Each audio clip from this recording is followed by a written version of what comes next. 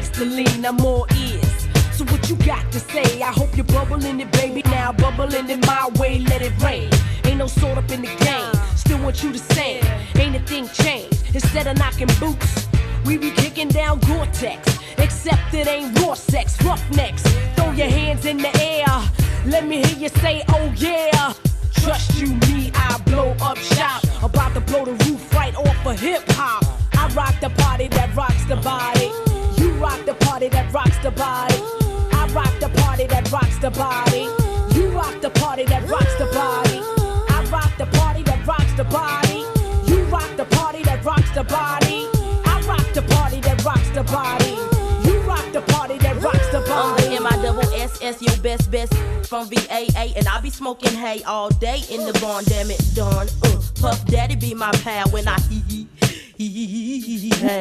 I took your number one spot, I jump, skip, then I hop. I'm so hot, so you can't forget me not to the yes, y'all.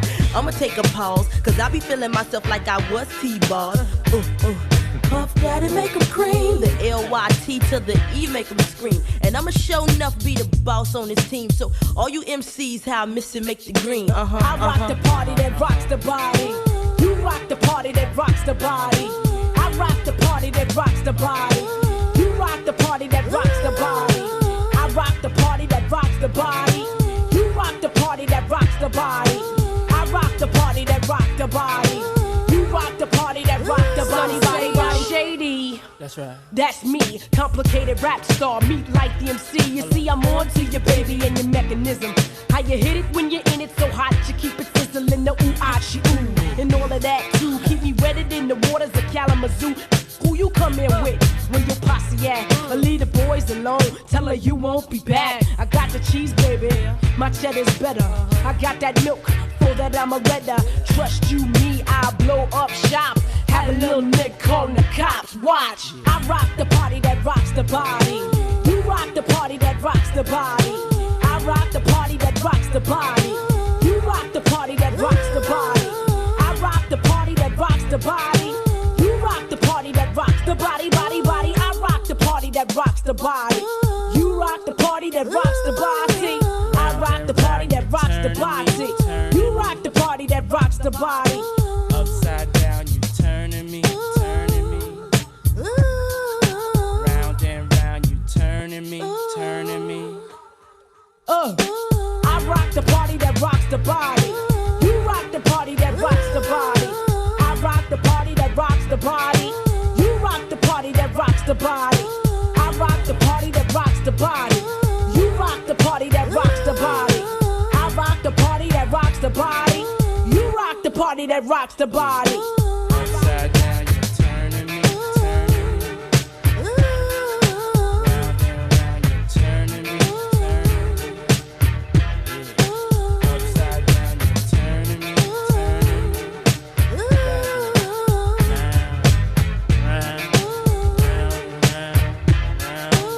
turning me, turning me. Come on.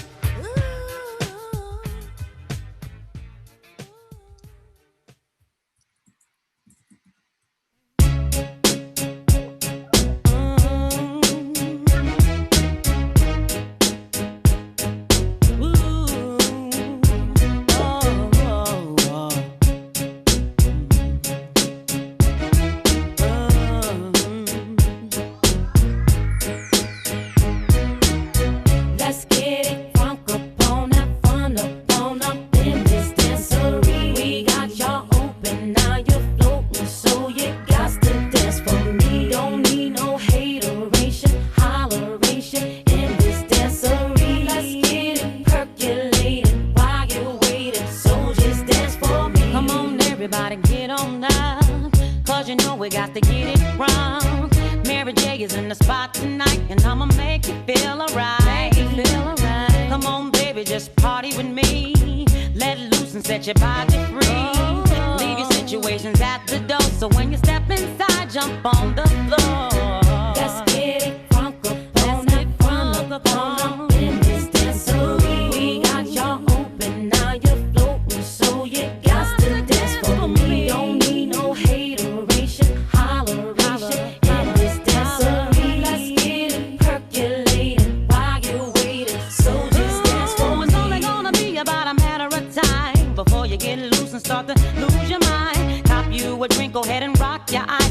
celebrating, no more drama in our lives. With the great track pumping, everybody's jumping. Go ahead and twist your back and get your body bumping. I told you leave your situations at the door, so grab somebody and get your ass on the dance floor. Let's get it crunk up on that fun up in this dancery. We got y'all open, now you're floating, so you got to dance with me. Don't need no hateration, holleration in this dancery. Let's get it percolating while you're waiting, so just dance for me. Don't need no haters, Y'all, we don't need no. just trying to love one another. We just want y'all to have a good time. No more drama in your life. Work real hard to make a dime. If you got beef, your problem, not mine. Leave all that BS outside. We gonna celebrate all night. Let's have fun tonight, no fights. Turn that trade track way up high. Making you dance all night, and I got some real heat for you this time. Doesn't matter if you're white or black. Let's get crunk 'cause Mary's back. Let's get crunk up.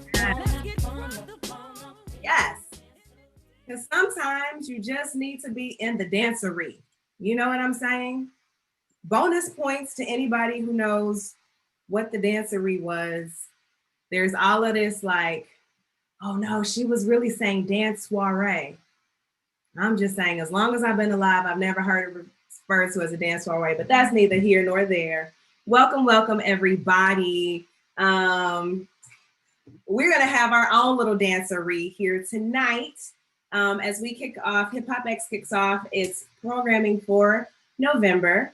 November is Hip Hop History Month, but we were like, yo, let's give some love to the ladies. So we're having our HipHopHERstory week, and it's a hashtag movement Monday. So y'all know we had to get it started, get it pumping, get it jumping with a dancery, where we are talking with amazing, fantastic, like this panel tonight is just, it's bananas. I'm gonna have to sit on my hands because I'm a true fan of each and every one of these women who are here today.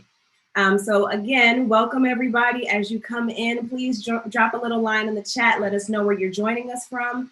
We'll also direct you if you need to want to share with any folks. They can come into the webinar, or we're also live streaming on HipHopHEX's YouTube page. There's a link in the chat, and also on my Facebook page. Not because I'm more important than HipHopHEX, but because I'm still learning this tech, y'all, and how to get it to go to a page. Somebody send help. All right, so we got New York in the building. We had some Queens love. I saw Akron, Ohio was representing. We want to know where everybody is today. So I'm Aisha of Church, and I am joining Long Island. What up?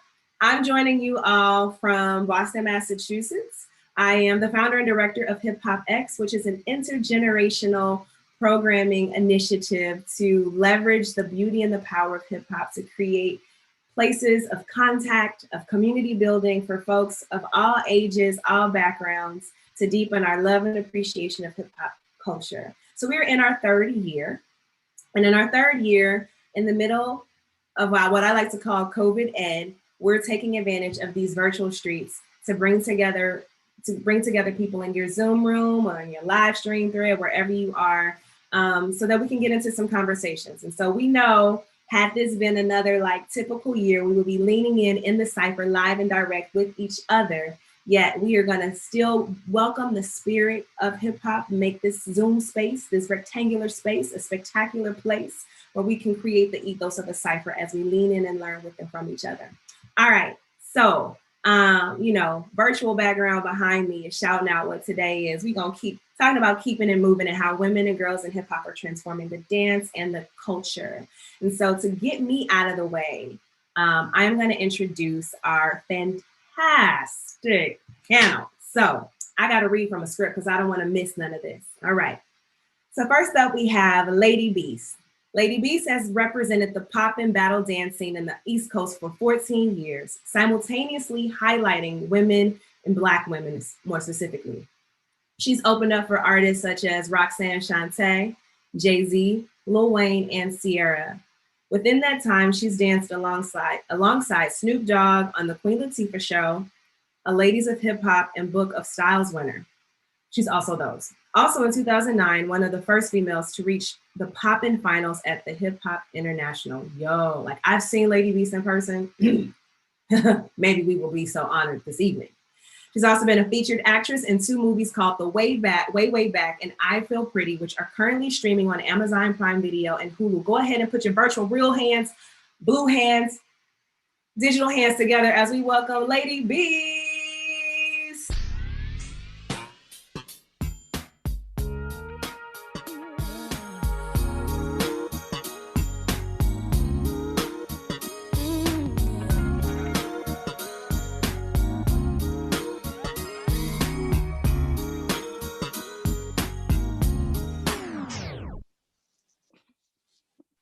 Yo, just a little taste. Just had to give them a little taste, Welcome, welcome, welcome. Thank you for having me. Thank you so very much. We're very lucky to have you, Aisha. Oh, thank you, sis. Thank you, sis. Listen, I'm really gonna have to sit on my hands because I'm so beside myself. So up next, I'm gonna introduce our next panelist. So LaTasha Barnes is an internationally known and awarded dancer and tradition bearer of Black social dance forms. Her expansive skills have made her a frequent collaborator to dance organizations throughout the world. Barnes also serves as chair of Board of Trustees for Ladies of Hip Hop Festival, board member for Black Lindy Hoppers Fund, Frankie Manning Foundation, co-director of Hella Black Lindy Hop, and contributing member to Nefer Global Movement Collective. Her crafted master's in ethnochoreology, Black studies, and performance studies through New York University's Gallatin School aims to bridge the gap between communities of practice and academic cultural dance research. Barnes's forever purpose is to inspire fellow artists and arts enthusiasts to the mantle of artivism in their creative expressions and daily lives. Y'all put your hands together for LaTasha.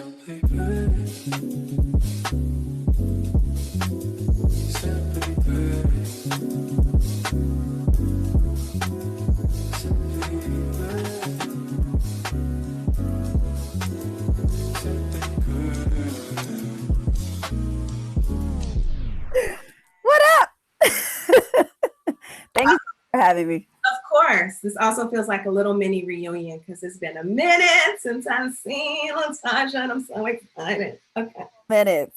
DC in the house. Ew. Forever. Okay. All right. So next up on our fantastic panel of just insane dopeness is Anna Rokafella Garcia, who is a New York City native, who has represented women in hip hop dance professionally over the past 2 decades. Presently an adjunct professor at the New School and curator for the NYPL Oral History Archive, she motivates aspiring dancers to understand the roots of hip hop and to learn the business side, of being an independent artist. Rokafella is a multifaceted hip hop artist who references street and Afro-Latino culture as her foundation. This sister is the truth. Put it together for Rokafella. Big dog. Yeah. One shot. Big dog. This is the one shot. Big dog. This is the one shot. Big dog. I like this. Is the remix. Talk to remix. When I come through the door, that's good, y'all. So you wanna see my Get it. What's good? Come on. Welcome. Thank you so much, Rocco, for being with us today. Like, it's also beautiful to like be in a space with you. You've been so foundational to my own journey in this world. So thank you. Mwah. The love fest happening tonight is real, y'all. That's not fake. All right. So certainly not least, but last to be introduced on our panel tonight is Michel Byrd McPhee. She is the founder and executive director of Ladies of Hip Hop. Woo, woo.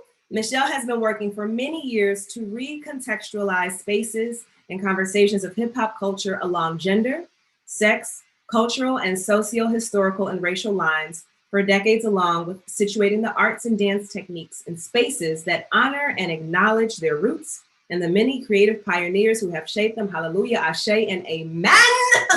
Okay, come through with that. I'm sorry, I just feel that.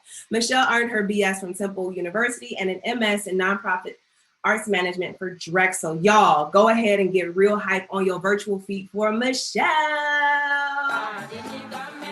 I know my enemy pray on me, so pray for me. Tick, tick, wait on it. I'm creeping down my body count. I'm finessing like a trap bounce, yeah. Cause every day above ground is a blessing. I done leveled up now, view panoramic.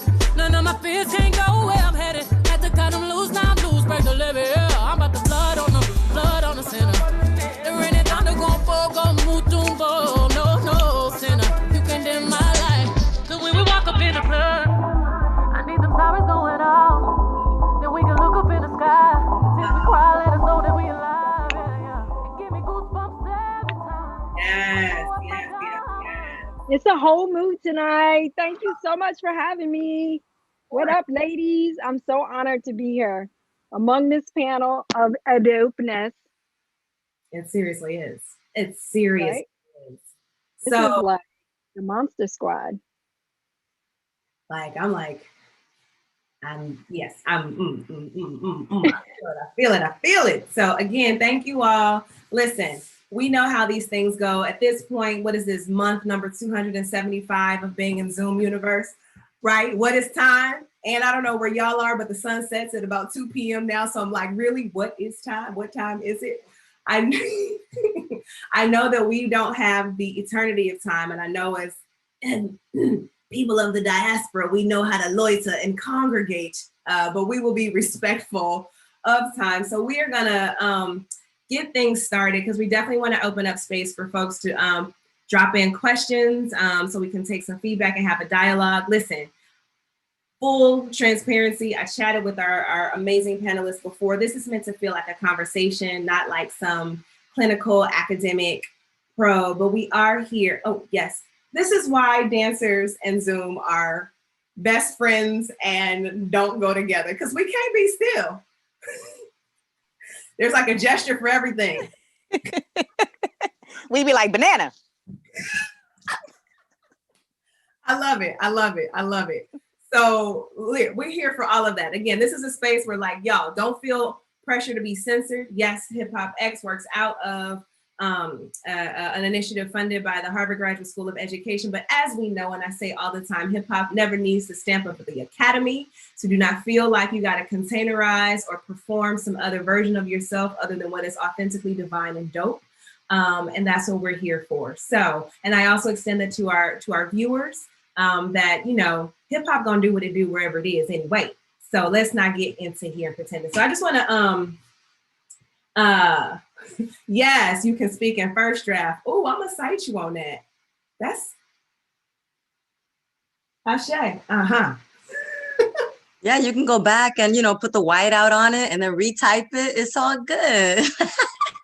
I'm from that whiteout generation. Me too. Yeah, you know, there wasn't even no backspace on my typewriter. I said typewriter, so there's that. Anyway, y'all see what happens is family reunion, red cup style in here tonight. So I'm going to offer a couple of questions to as a springboard for us to have a dialogue.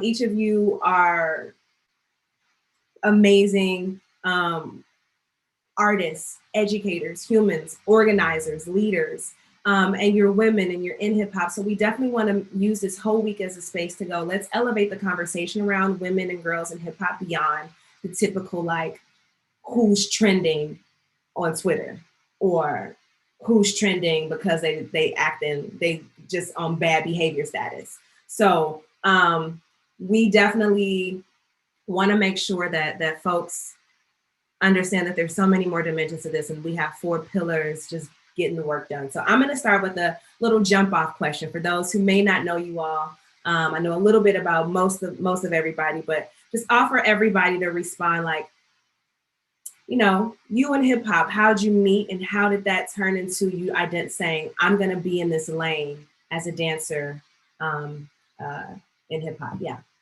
Where'd you meet and how did you know, like, dance, me, hip hop? Yes.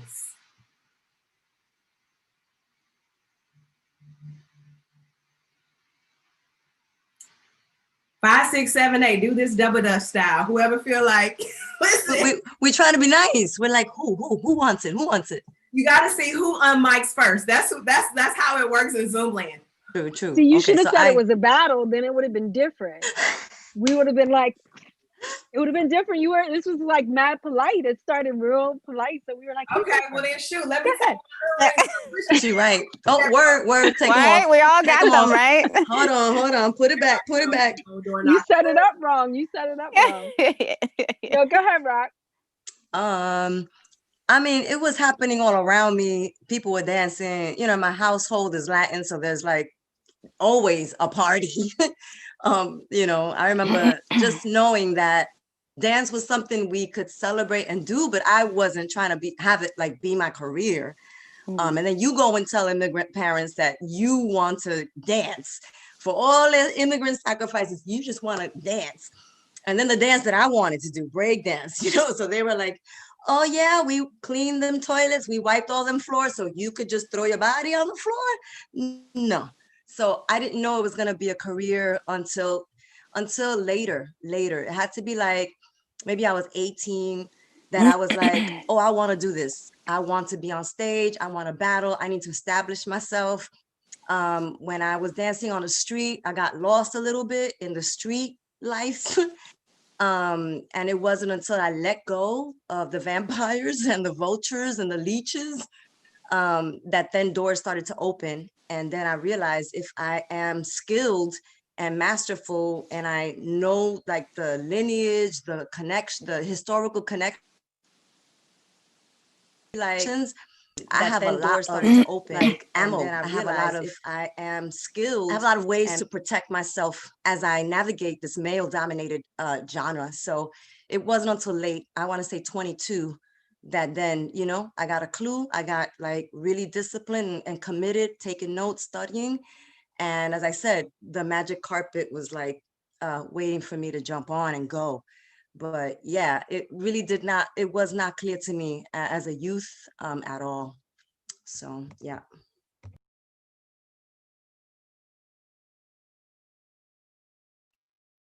Y'all, I am not playing teacher today. Okay, I'll go next. I'll go. I don't want to go to detention.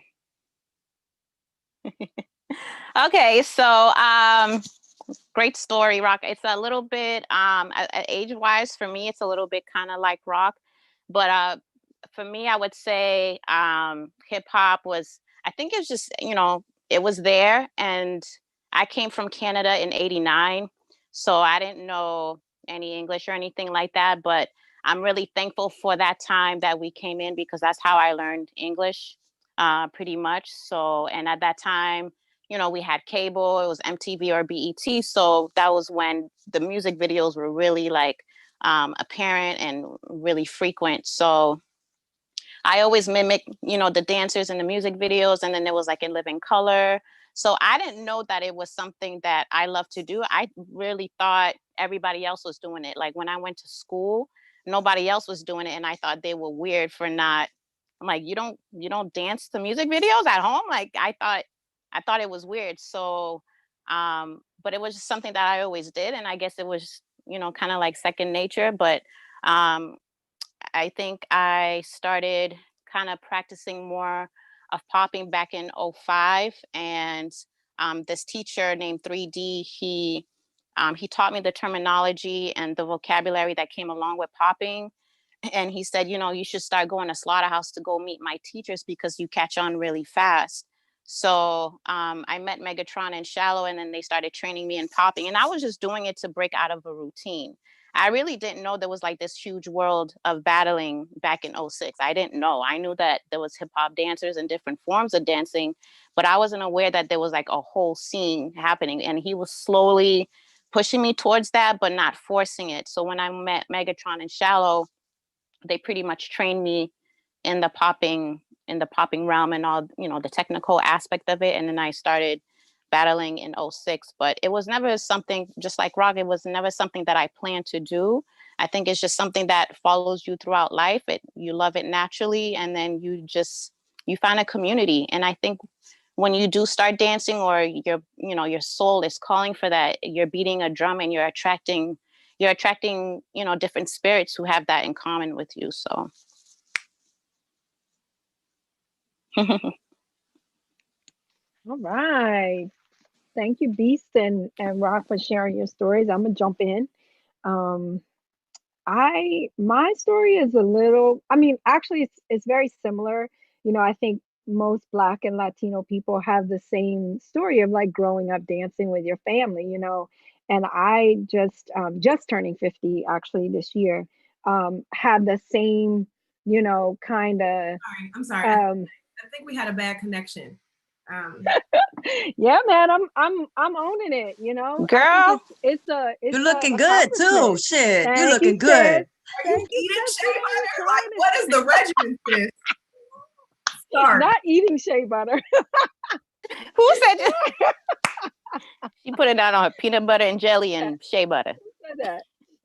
No, listen, listen, this has been a long, hard battle. And actually, you know, I'm sure we'll get to it at some point, but um although a tough time in the world for sure, and you know, obviously for reasons, you know, that we're losing people, but this time to sit still, and this has been a blessing for me because, you know, it's been long, hard 50 years, but yeah, I mean, I grew up dancing with my family. You know, my mom did everything to music. My uncle worked at a radio station in Philly called WDAS.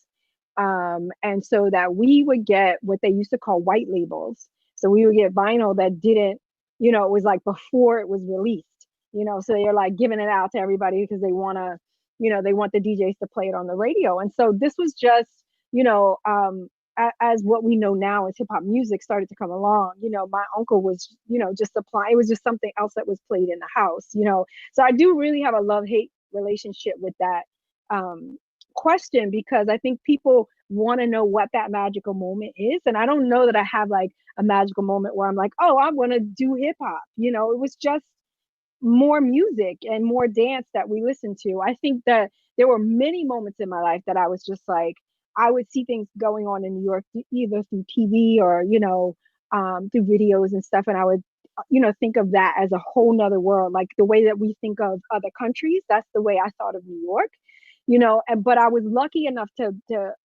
you know, have family and be from a city that was just so rich in music, like, you know, and so rich in dance and culture. So, you know, Philly had its own scene, you know, but it was so, you know, as I got older, I realized how close it was to New York. And, you know, so the music and the dance and dancers traveled back and forth. And then at some point, you know, I became one of those dancers like that had a hoopty, you know, I had a hole in the bottom of my car, the windshield wipers didn't work.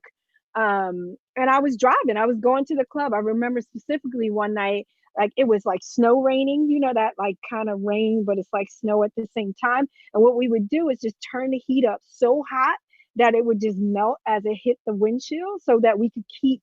And if I slowed down like beyond 50, like slower than 50 miles an hour, like I couldn't see where I was going because the wind was helping like take the, listen, I'm telling you, it was for real. Like it was for real at one point in my life. Like I lived for the club, and I always say I don't even know how we survived. Like I didn't know nothing about New York. I was coming up to New York. There were no cell phones. There's no web to look up anything. You know, it was a flyer or somebody called you and told you, you know, that thing, the landline, you know. And so for me, that was the magic. And realizing that I actually lived through that, like I actually survived coming back and forth. Like I was just walking around the streets of New York. I had no clue.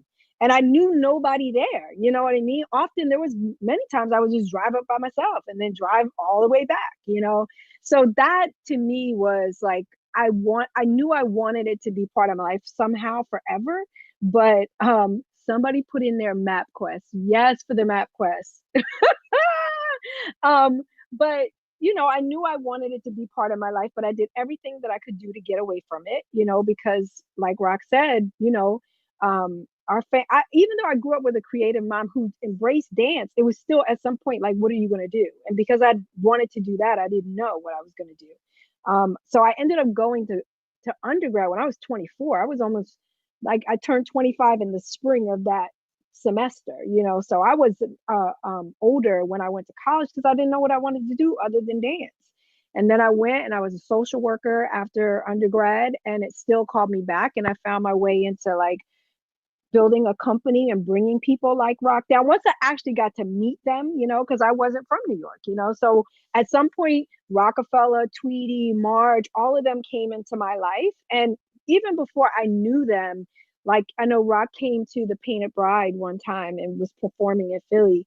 And I was like, wow, these women are amazing, you know. And it just started my wheels churning because not I had a great experience bringing, you know, with men in the culture, but it just wasn't enough women around. And I know I'm kind of, let me shut up because I'm going too far. But anyway, those were my moments of like, yes, this is, I'm going to make a career and I'm going to figure it out. And I did somehow. So, but yes. Oh my goodness. And no for the shutting up, because we all were just like enthralled, like, and I remember that. And like, oh, right. Let me take notes on that because I forgot about that. And yeah, that's right. It's beautiful. But yes, much love to all of y'all because I'm like, oof. I'm pretty sure I met each of you in a cipher of some sort. Fairly certain about that. LadyBeast, I know for a fact that I met you at my very first dance event out of DC. It was a Step Your Game Up, right? No. No, or before, man, another life ago. I don't know, maybe. It was Unity and Respect. It was. Wow. 07 or 06. It was 07. 07 or 06. Whichever one Rashad and Junior were like. It was the second time. Yeah. Wow. I digress. So how I met dance, I tell this story often. My mom loves to say that I was dancing before I was breathing. She says, because my dad was a DJ, thankfully. Whew, I get it honest. And my mom was a track and field star. My dad was a football player also, like back in the day. Anyway, he would DJ all the parties, all the community events. And when my mom was pregnant with me, she would go to his events. And of course, she said I was holding my own groove. So apparently I was polyrhythmic even then, because like her heartbeat was doing one thing and the song outside was doing another. And she said I would just be throwing her all off in her belly. She said, and I wouldn't calm down until she went and sat in a chair next to the speaker, like belly on the speaker. And then I would just chill out. So yeah. But I absolutely grew up dancing with my family. And I mean, to the point that it felt like perpetual rehearsals. Like they all were performers doing all the rec center things. And this was in Richmond, Virginia, by the way, Virginia. Yeah. But they grew up doing all the rec center parties and things. And my uncles were not so much older than me. Like they were older than me, but like the youngest is only like 10, 15 years older than me.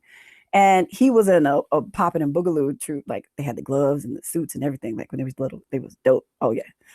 And my uncles, of course, most of them sang as well. So they had like the whole Charlie Atkins Motown situation going on. And this was happening at all of the family parties, even to the point that, as Michelle knows, I teach often now because, you know, we try to teach from our perspective, all aspects of our culture and heritage. We have a Barnes family line dance. It's a thing. But that was like my first education platform about performance and like how coaching actually works in the dynamics of stage performance. Because if you couldn't hit that stop and spin in the choreography, you move to the back of the line, like the back of the formation. And not just like behind the front, like the back. And y'all know how that goes. And it was always, you know, just like James Brown sings in the song, hey, hit it. And like the family would call the thing.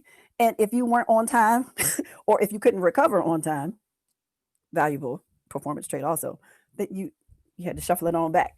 But you also had to shuffle back in time or you got extracted from the entire formation as well. Yeah. So I knew I wanted to be a dancer. Like that's honestly all I ever wanted to be from the time I could formulate words. I wanted to be a dancer.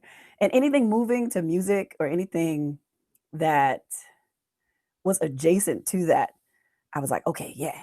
So I tried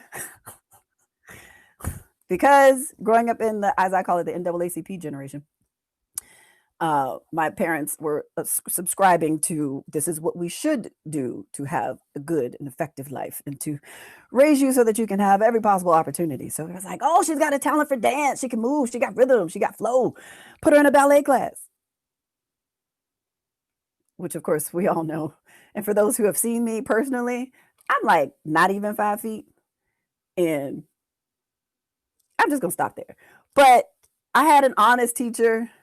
And some people, talk about it as like it was really racist, but she was really honest. And that was something that set me forth in the way that I communicate about my artistry and culture as well.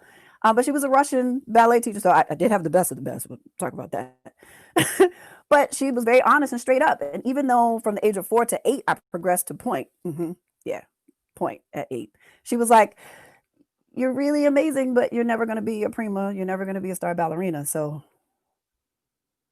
you can continue, but you're never going to get the shine that you should. And I was like, okay, well, I guess I go to track and field. How about that? Athletics it is.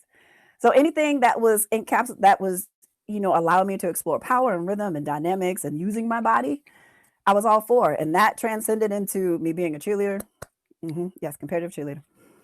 And that also seemed adjacent to dance. So I was like, yeah, okay, sure. And then that ended up circulating, like glossing over some things, but I joined the military. And then that turned into me being a fitness competitor. Yeah, I was number 2 fitness competitor in the nation back in 2002. Yeah, that's a thing.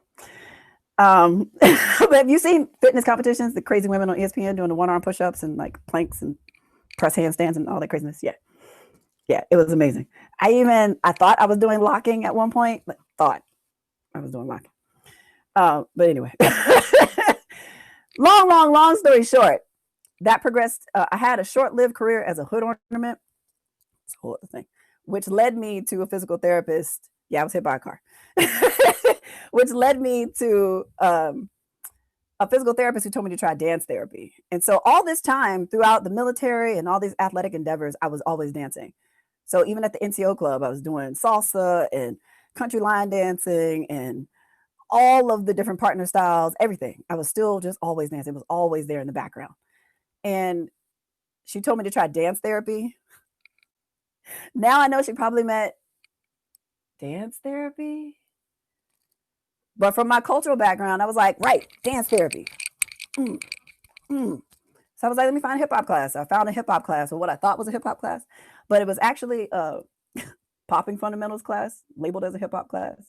We talk about misnomering and miscoding Black culture another time. But it actually ended up being what I needed anyway, because it gave me command of my muscles again and allowed me to really get my flexibility and dexterity back. And my teacher then, Mr. Rashad Pearson, what's up, Rashad? Actually was like, your hit is dope because you've been lifting all them weights strong and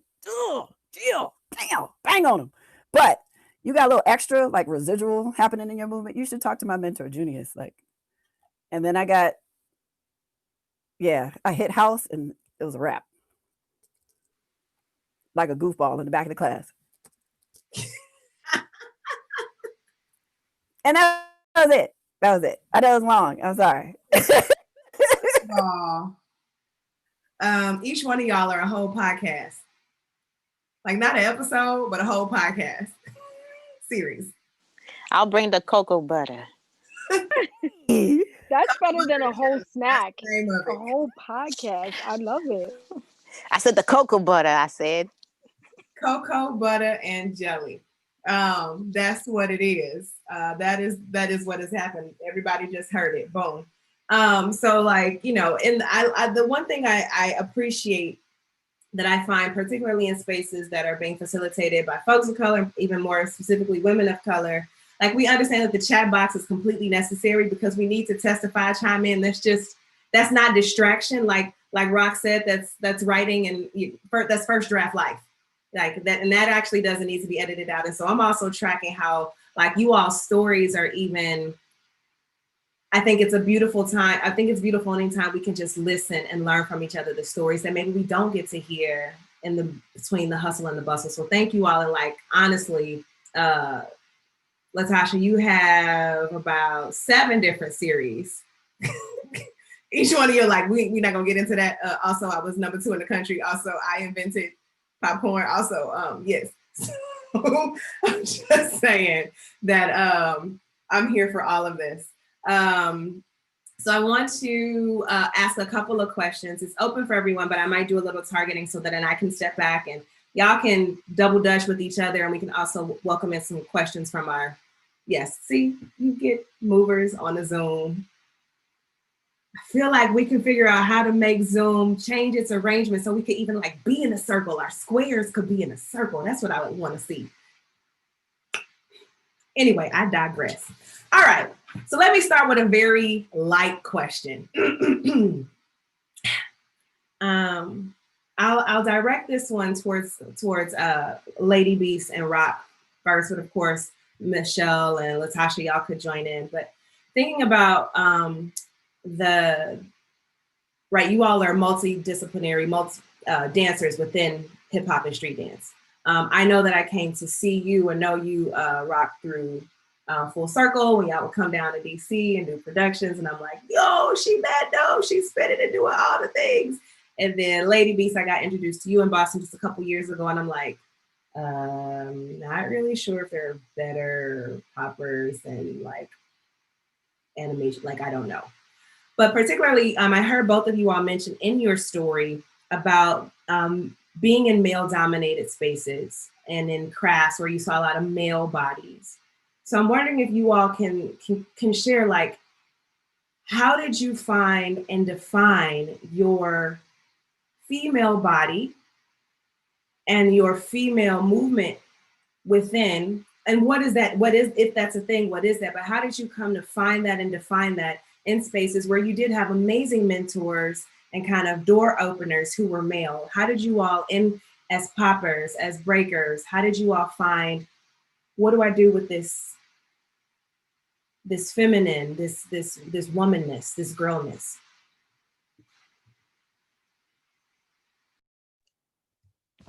I think growing up with hip hop, because hip hop was growing up at the same time I was growing up, I missed the breaking wave. You know, I was very much a spectator when breaking was like fever pitch, you know, all the rage. You know, boogieing in New York City was fun too, but complex. I had no usher at that moment when it was like, you know, again, the trend, the fever pitch, everybody's doing it. I jumped in later when the other steps came in, you know, the Daisy Dukes, the Cabbage Patch, you know, all the rest of it. I was jumping in, and that was fun. You know, I had a place, me and my girls in school. It was great. It was later, you know, when things started to get a little more sexualized, a little more gangster. You know, I was kind of still trying to figure this out, you know, like you know, not a gangster. I'm trying to run away from the gangs in my neighborhood. I'm trying to, you know, find a new lane. And in terms of being like hypersexual, like, you know, I wasn't interested, you know, dealing with sexual violence, sexual harassment. I just wasn't interested in that. I actually loved when TLC and that whole look was out. It was like big jeans, big shirts. I was all in. I loved that. So I wasn't ready to navigate a sexual space as a girl, as a woman yet. I just wasn't, you know, and being Puerto Rican, people expect you to just, you know, put out, like, just come on, let's go. So growing up in the hood was a challenge with my own sexuality, going to parties, you know, then going downtown to the clubs, you know. Again, I was still too young. I had a fake ID, right? Because that's what we did. Witnessing a lot of things, trying to follow whatever is being done, you know, if it's like a push-up bra, okay, I'm in, you know, and then dealing with the consequences of that and being too young and like, you know, attracting older men, bouncers, a lot of shit happened. But, you know, then dancing on the street, like leaving the club, now dancing on the street, more of this, you know, trying to figure out how can I be a woman in here, you know, realizing that the harder moves that I can learn, the more props I get. Like, so that was really like, that's a formula that like really made sense to me. Like if I can hit the floor, if I can do some waves, if I can do like, you know, a W, you know, hit the floor, come back up, people tend to like say, you know, give me a pound or say, yo, that was dope, shorty, you know, instead of, yo, can you come home with me tonight? Or yo, I got to ride, you know, all of that. So I was trying to figure that out.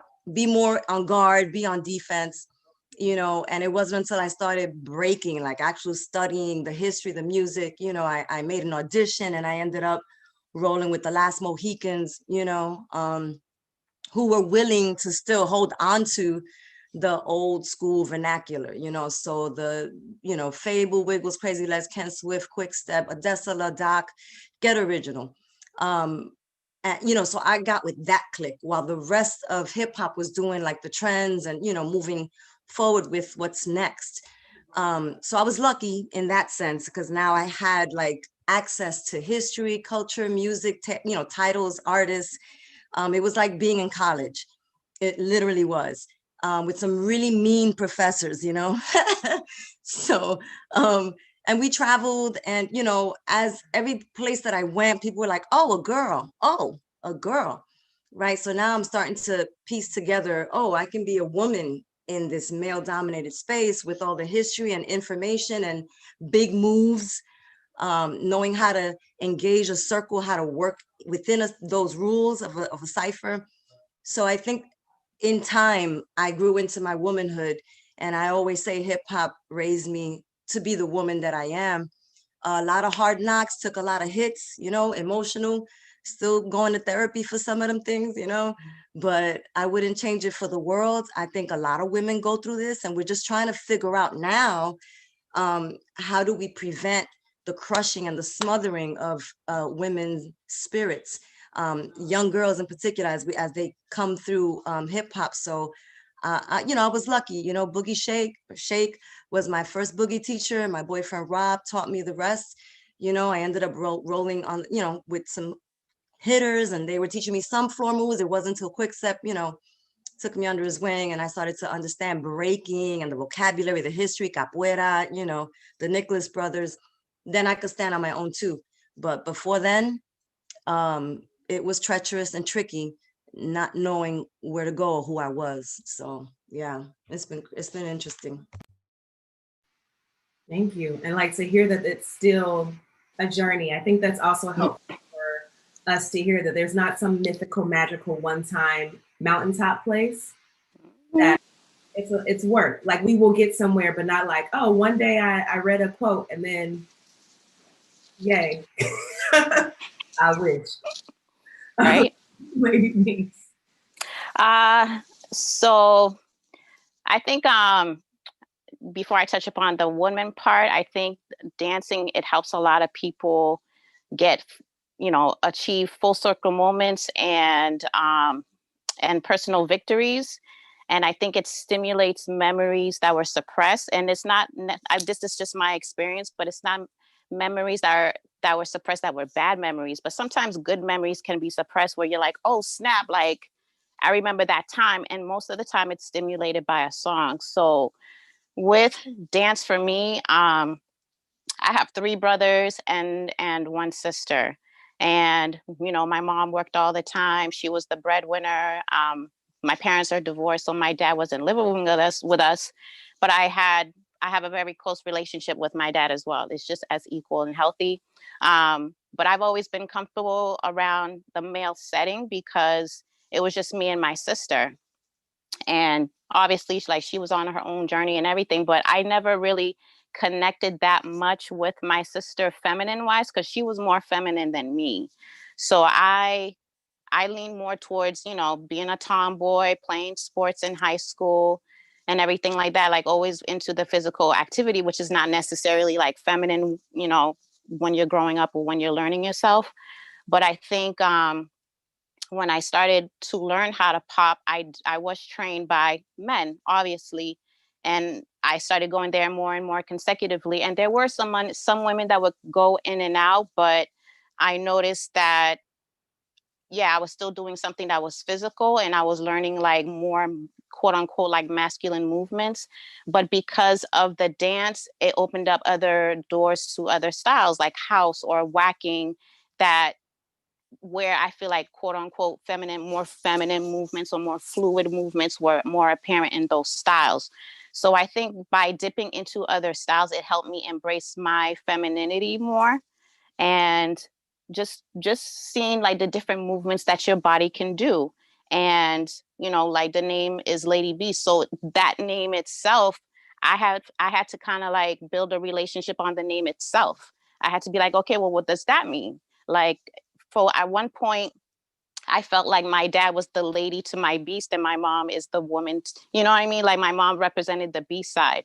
That was one, you know, evolution that I was going through. And then there was another evolution, not evolution, but a transition of, okay, like a graceful, like dancing gracefully, but aggressively. You know, that was another like thing that I was thinking about. But overall, I also thought about how like that's always kind of like a theme.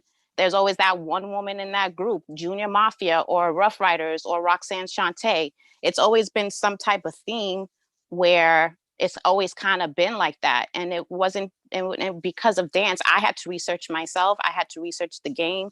I had to research hip hop. And it's something that's always going to be a learning lesson.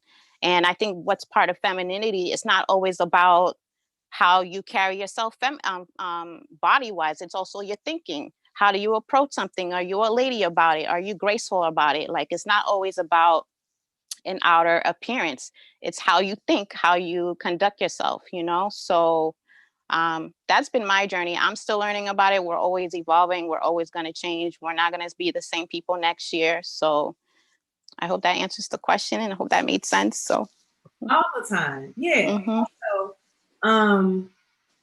you know, how I like to say that there are answers to some things, but I'm really more interested in responses, right?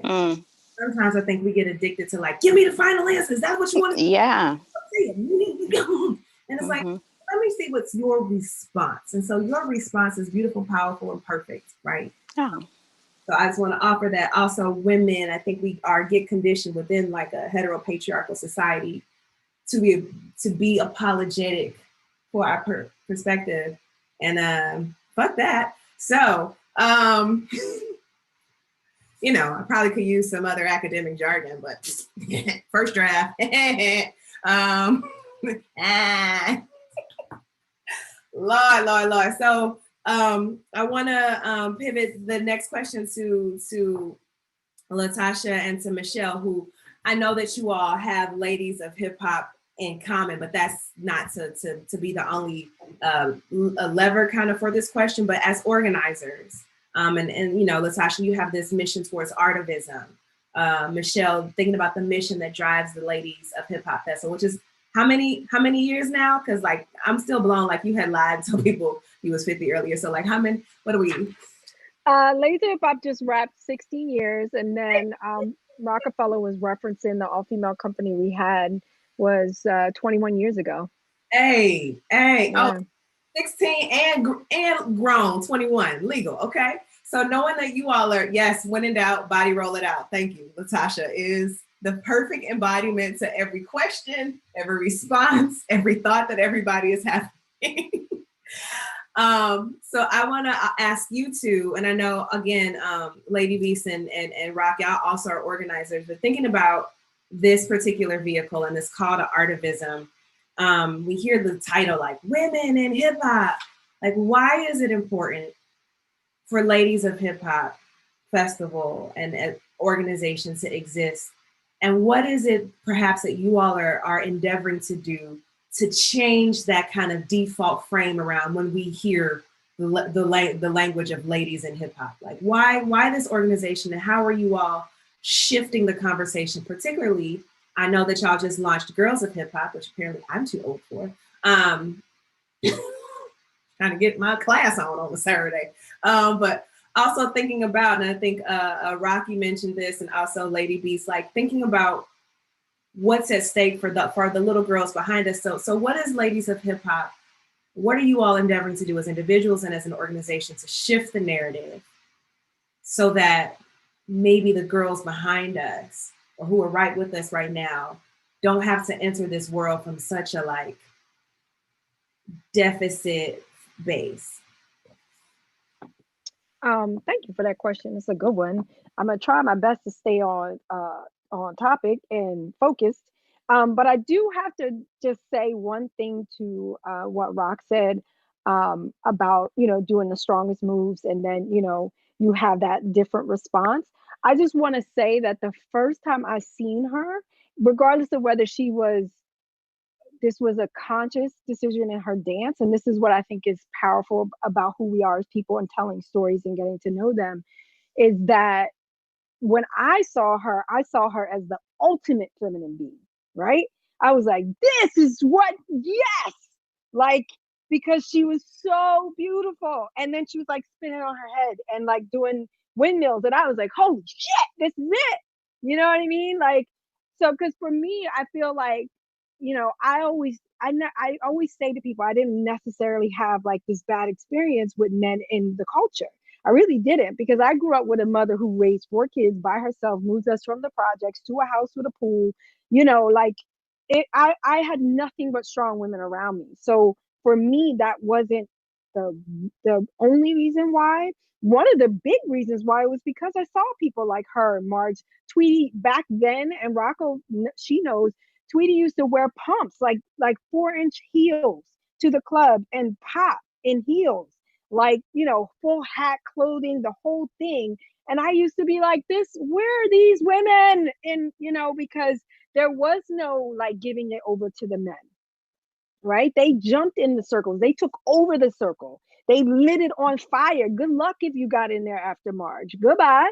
And I didn't know that many women. Like, I was just like, same thing in the spaces that I was in. I wasn't as iconic as them because I feel like they lived in a space and had to fight in a space where it was created. So it's a different story, But within my space, I was known to be that person, that woman, that girl, you know what I mean? And so I feel like even though she doesn't, you worked against that, I think you also kind of wrote the storyline for a lot of us to be able to, embrace our femininity, Marge for sure, right? And still be feminine and powerful. So I'm sorry, I had to say that.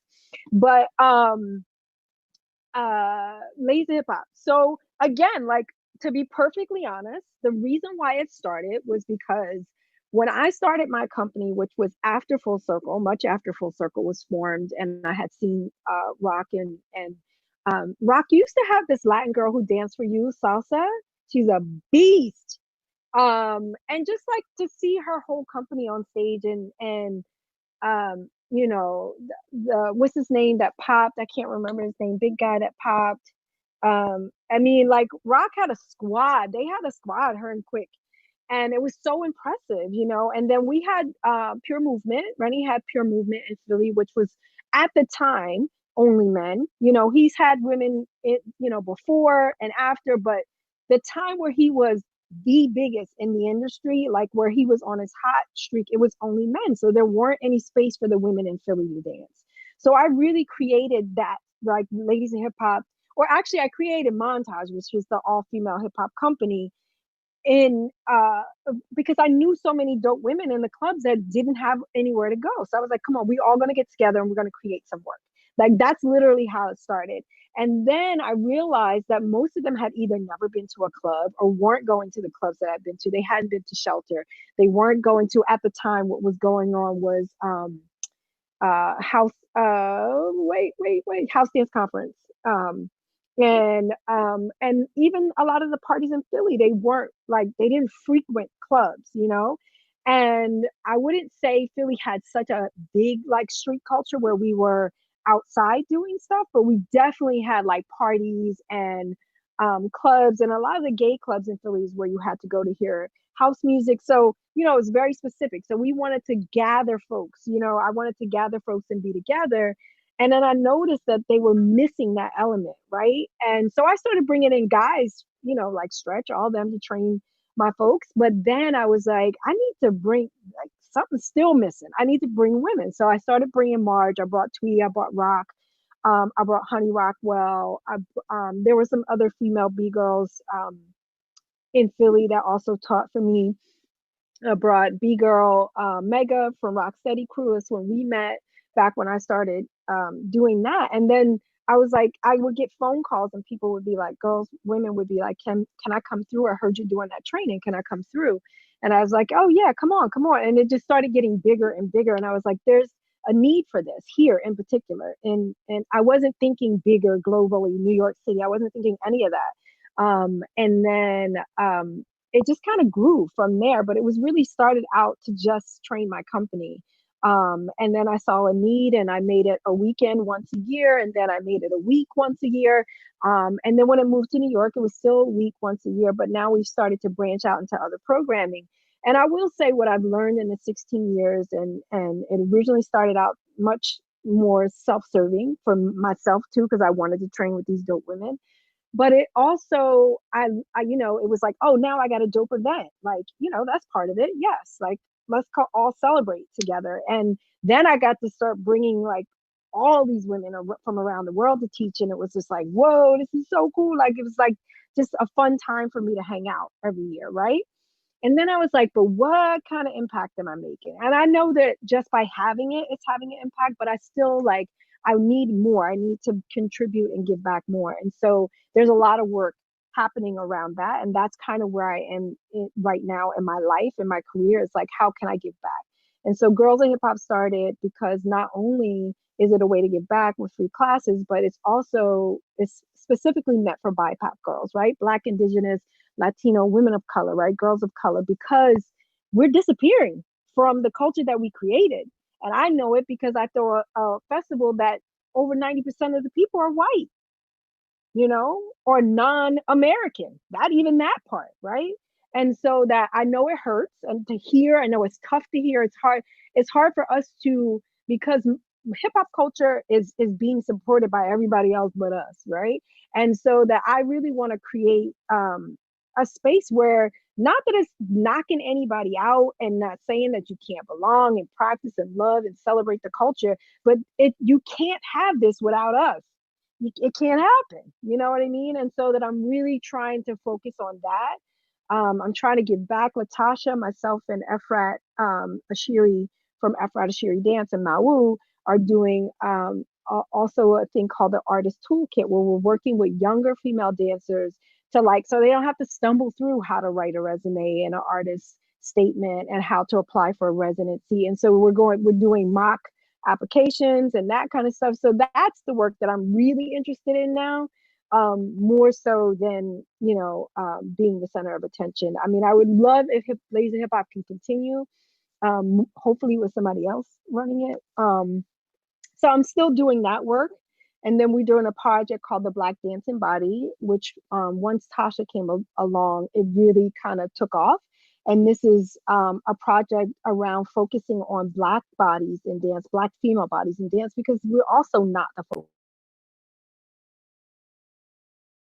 Oh, child, you done muted yourself. Wait a minute. Come on. I rebuke that spirit. Come on. Sorry. And I just said, this is where I'm going to end. It's just important to have these spaces and validate who we are within these spaces and embrace that. I feel like as Black women, we're taught to hide very often for so much.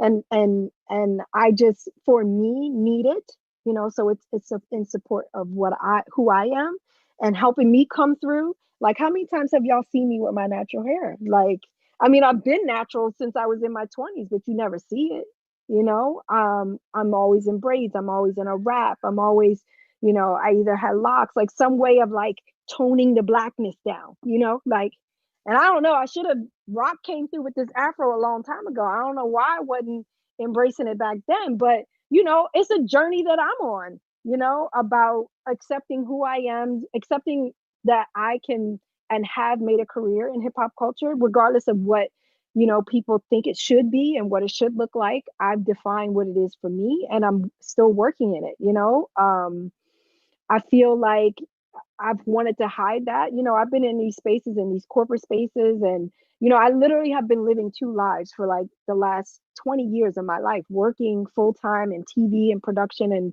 these very white worlds where I'm like one of two Black people. And then I have this, whole other hip hop world that I don't want anybody to know because people still kind of like shame me for it, right? You still do that stuff?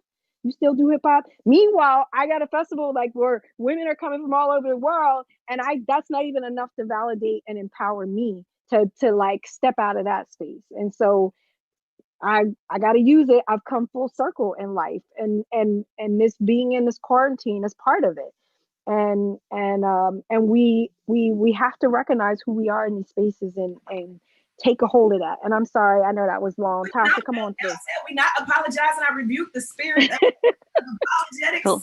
Whatever. Listen, this is why I always went to New York, because there was really nobody in Boston like that was holding it down for a long time. That was a Black woman when I started doing it. That's why I kept going to New York. I'm just like, I know this jam's happening there. I know I'm going to see these people. I know I'm going to see people I don't see all the time.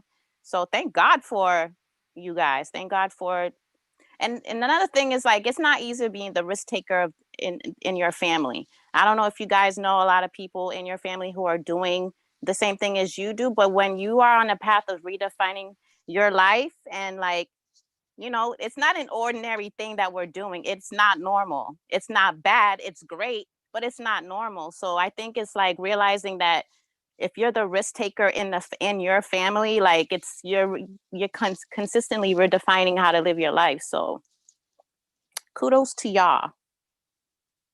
Come on through, Tasha. But I'm gonna just want to ask Rock one question too. Rock, do you find now that you're teaching at a university, you get more validation? Like now it's a real thing? Because Tosh, you know, I'm not that it matter. We don't need that stamp. Somebody said that earlier. I wrote it down. Yeah, But, I mean, I think I barely even use it when I'm, introing myself to a group. I just like rock, she, her, like, I'm like, repping hip hop women decade. I barely even use it because it's not really a part of my culture, but it's on my resume, and like what Aisha read, it's there. But, if anything, I feel like they should be including me when they talk about the new school university. They should be like, and did you all know we have Rokafella here? Because I think I give them like an up.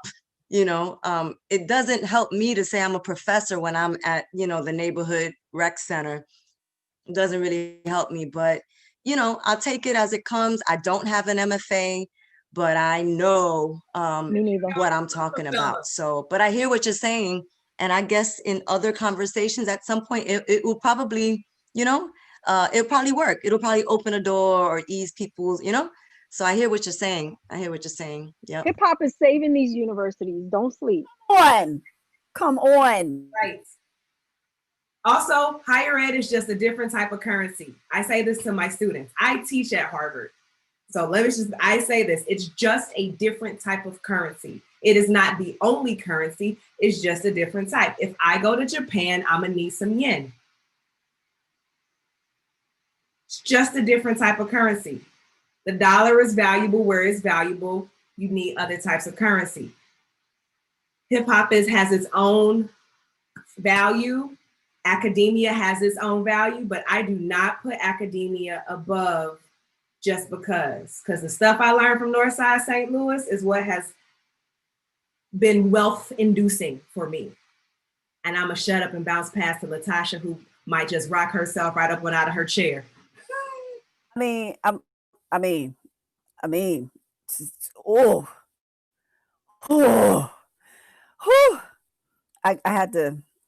trying to calm myself. I'm not making any promises, and we already talked about not apologizing. So, if your feelings get hurt, you can investigate and interrogate your responses and reactions on your own time, because we know our triggers are our responsibility to manage, right? So, with Ladies of Hip Hop, like, it's been absolutely mind-bending. And it was funny that you said that, Aisha. Like, I know you guys have Ladies of Hip Hop in common, but I know that's not the only touch point. Michelle and I are starting to get on each other's nerves with how many common experiences and idioms and isms we have in common. Like, literally, before we were getting on today, we were touching base just about some other things. Came on a Zoom conference with each other, both of us playing intro. Like, intro of all the things from all of the playlists. Nobody even knows that group. You either got to be from New York or Philly. Like, no one knows. Or DC, I have to say. And if you don't know intro and you claim it to rep hip hop culture, I'm going to need you to get your whole life together. I'm just going to say that right now. Because if you don't know Let Me Be, we got a problem. Anyway, I digress. So to your question, because Michelle so beautifully talked about like her why, and I just like Michelle, like I was grateful to have the experiences that I did when I stepped into dance as a profession or as a way of life. And I was with Rokafella on that. I was 27 when I came into the game, so you know, was late to the party, but still in the background of the party. Like if you look at some of those famous portraits, like I was one in like in the back corner, like right. But what's and wrapping into what B said, like it, excuse me, LadyBeast, whole name, my bad. It really was a full circle experience because the music and the movement really required me to challenge and investigate and interrogate in many cases my sense of self-regard, my relationship, not just my knowledge of, but my relationship with these identities that we put on characterization and energy when it comes to performance. And it still is a continuing dialogue that I have with myself because, you know, I've been taught, oh yeah, this is a feminine thing. And it's like, oh yeah.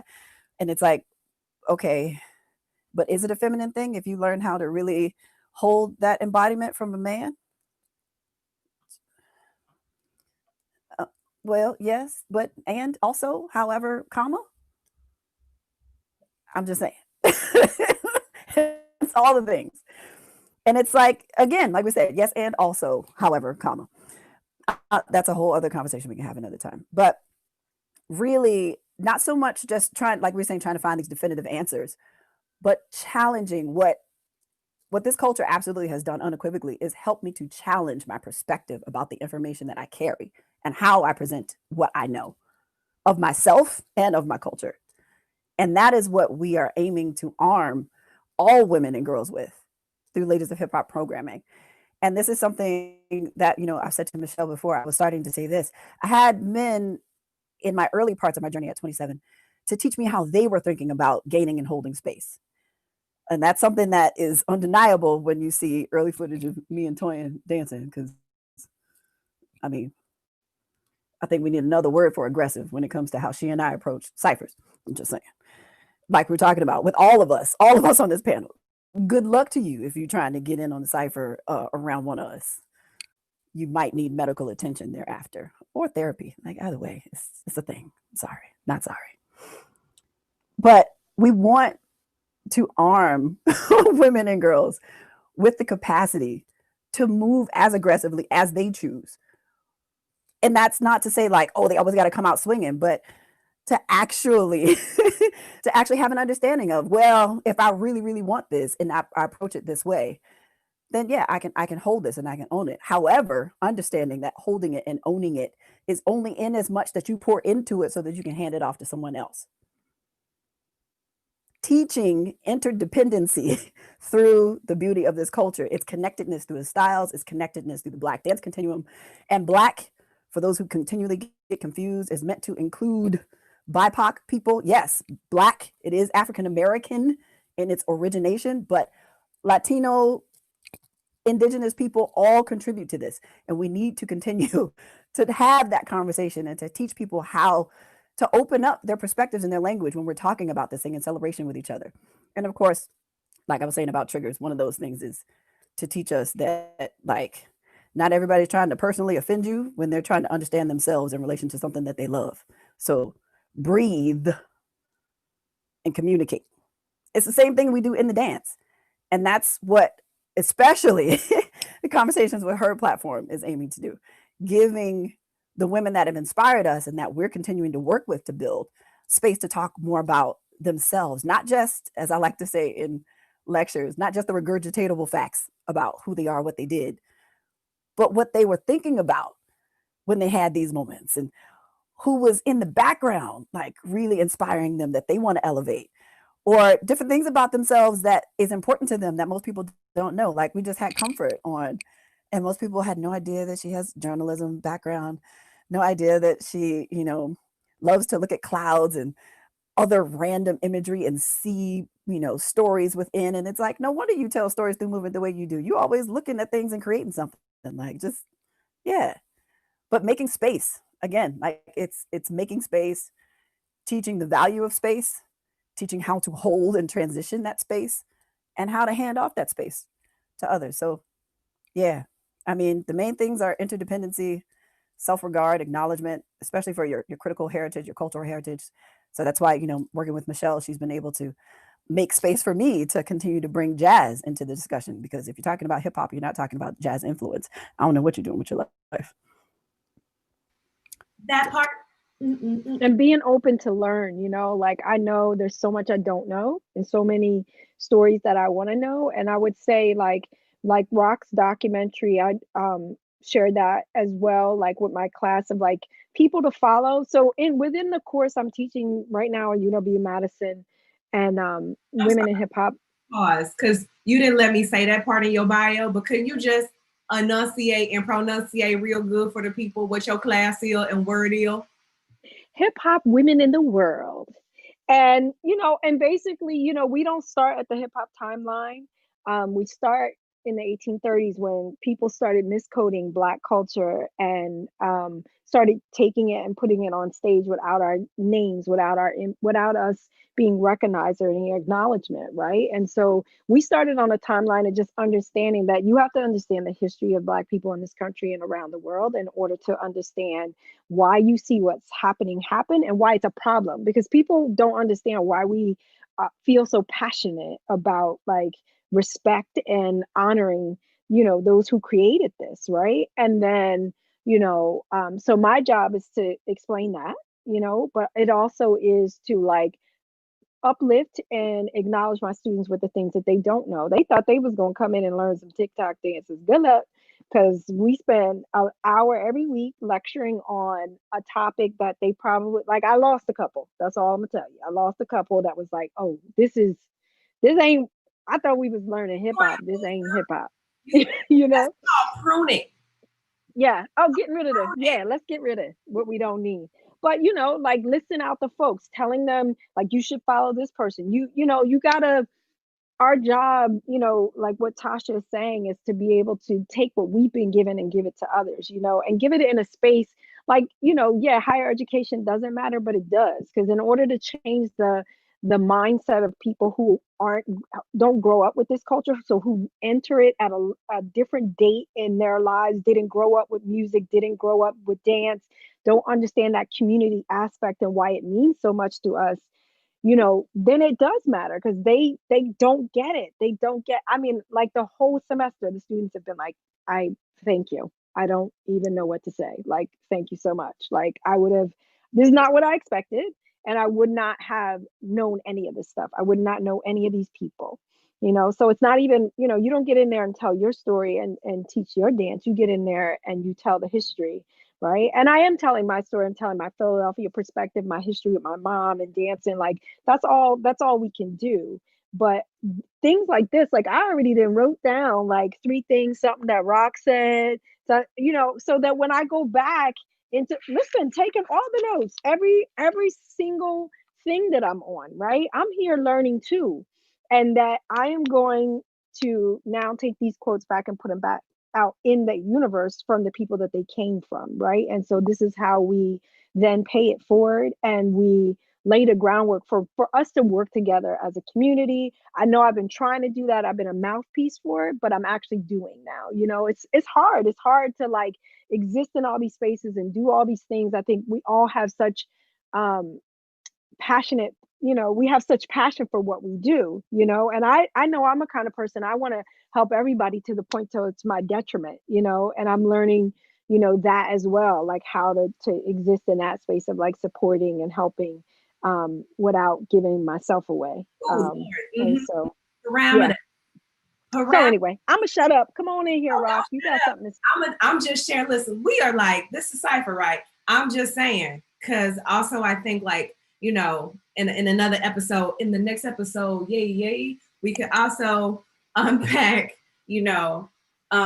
labor and burden and work and passion, and how how do we hold that and take care of that in our bodies, the same vessels that are putting forth work as creators and educators, and what's the balance? I'm gonna just say, we all hear that, like, learn how to say no. I've had to tell myself, and maybe I'm still working on this every day, that I am relearning and embracing, where's my quote? Because I write it somewhere, boom, aha. Understanding and embracing parameters as restoration and liberation. I am embracing parameters as restoration and liberation. First, necessarily for myself, so that then the work in the communities I'm called to, it can be more fully manifested. So, you know, like I heard you had dropped something off earlier about, you know, continuing the work, right? Because, you know, all the cocoa butter and jelly in the world, you should get also to have your divine rest, right? And so I think, you know, that's another part of this is like, as women, all of you all are such leaders and organizers, and like y'all, folks who have maybe not are just coming to know these divine humans. If you go to any of their pages, you will get link upon link upon link about work and conversations that they are either facilitating, celebrating, censoring, elevating in some type of way. That also comes and work in our bodies, right? And so even thinking about how we can be queuing up for the girls who are with us and coming behind us, how to understand like this physical work that we're doing, how we hold the work of doing the work, and, you know, and rewrite what is, you had mentioned earlier in the chat, LaTasha, what is normal, right? And so y'all know, first of all, y'all better catch this chat, because the nuggets upon nuggets that are being dropped here are just delicious and scrumptious. I'm gonna ask and task our fantastic folks to do something challenging. So I'm gonna give you a preamble, give you some time to think about it. So the question that I wanna give you all is to go from an asset base, not from the like, oh, we have to correct the misogyny and the sexism, and all of those things are real. Well, what is it that being a woman in hip hop, what's the asset? What's the thing that like we have that like folks are still not yet paying attention to? Because some people want to pay attention to women in hip hop, because we haven't been paying attention to women in hip hop. So there's that part of it, yes. But what's the asset that we bring to this culture because of being women, right? In my other life, this is giving y'all time to think. In my other life, where I thought I was going to be like the U.S. ambassador to the UN and learning about state officials, they said even women in those roles had to quote unquote suit up, that they were women in the role only because of essentially their genitalia. But the role had been written and scripted by men that women would actually work as men in those roles.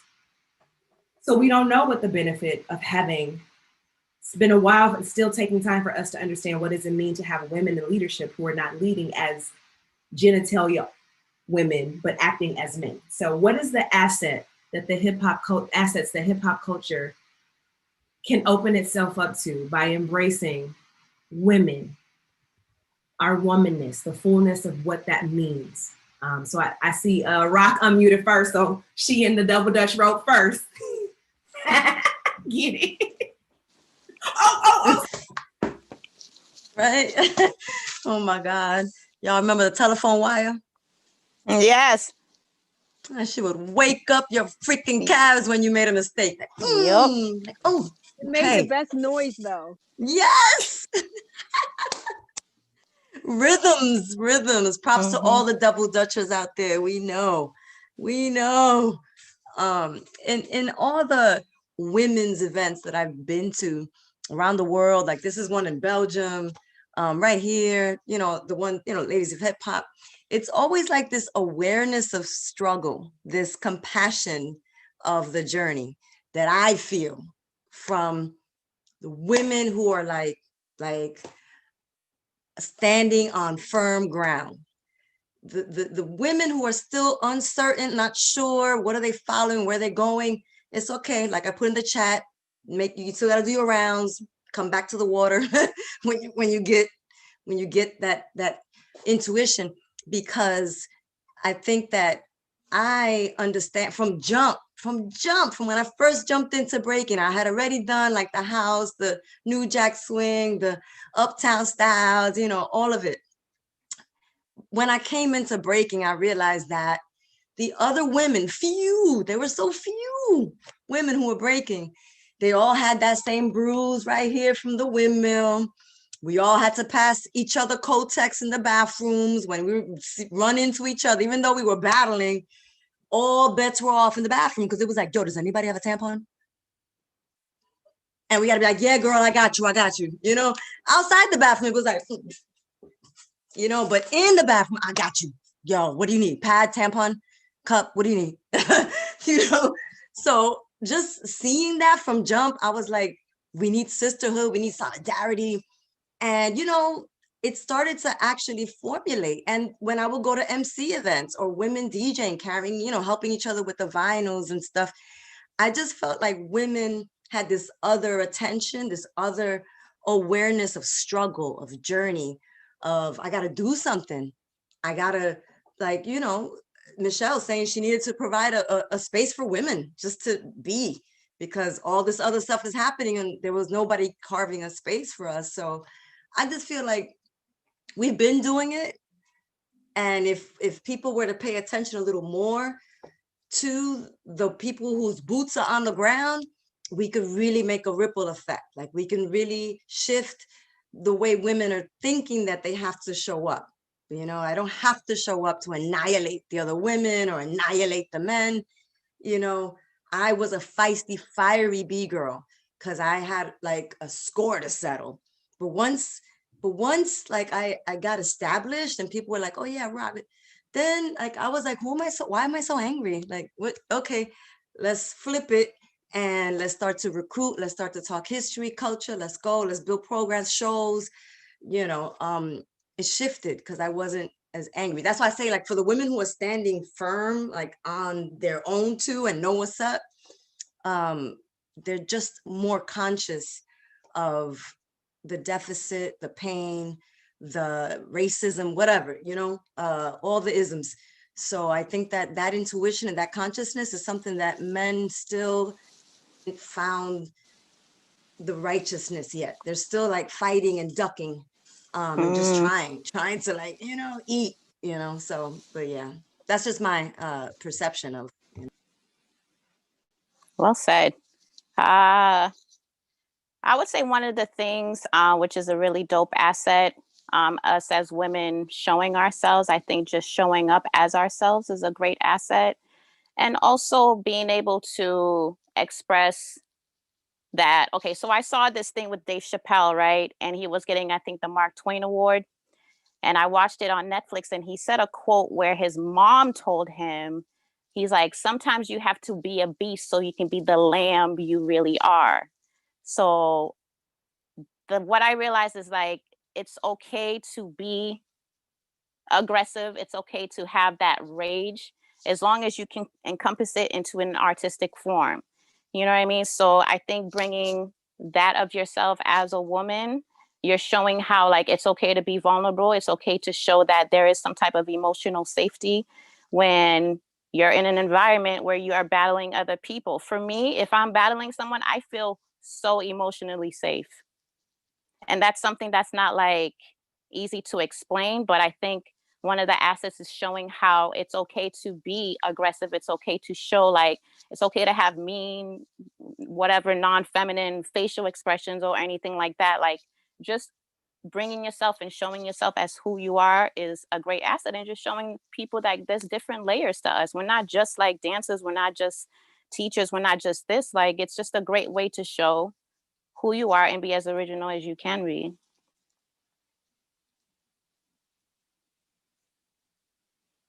The end.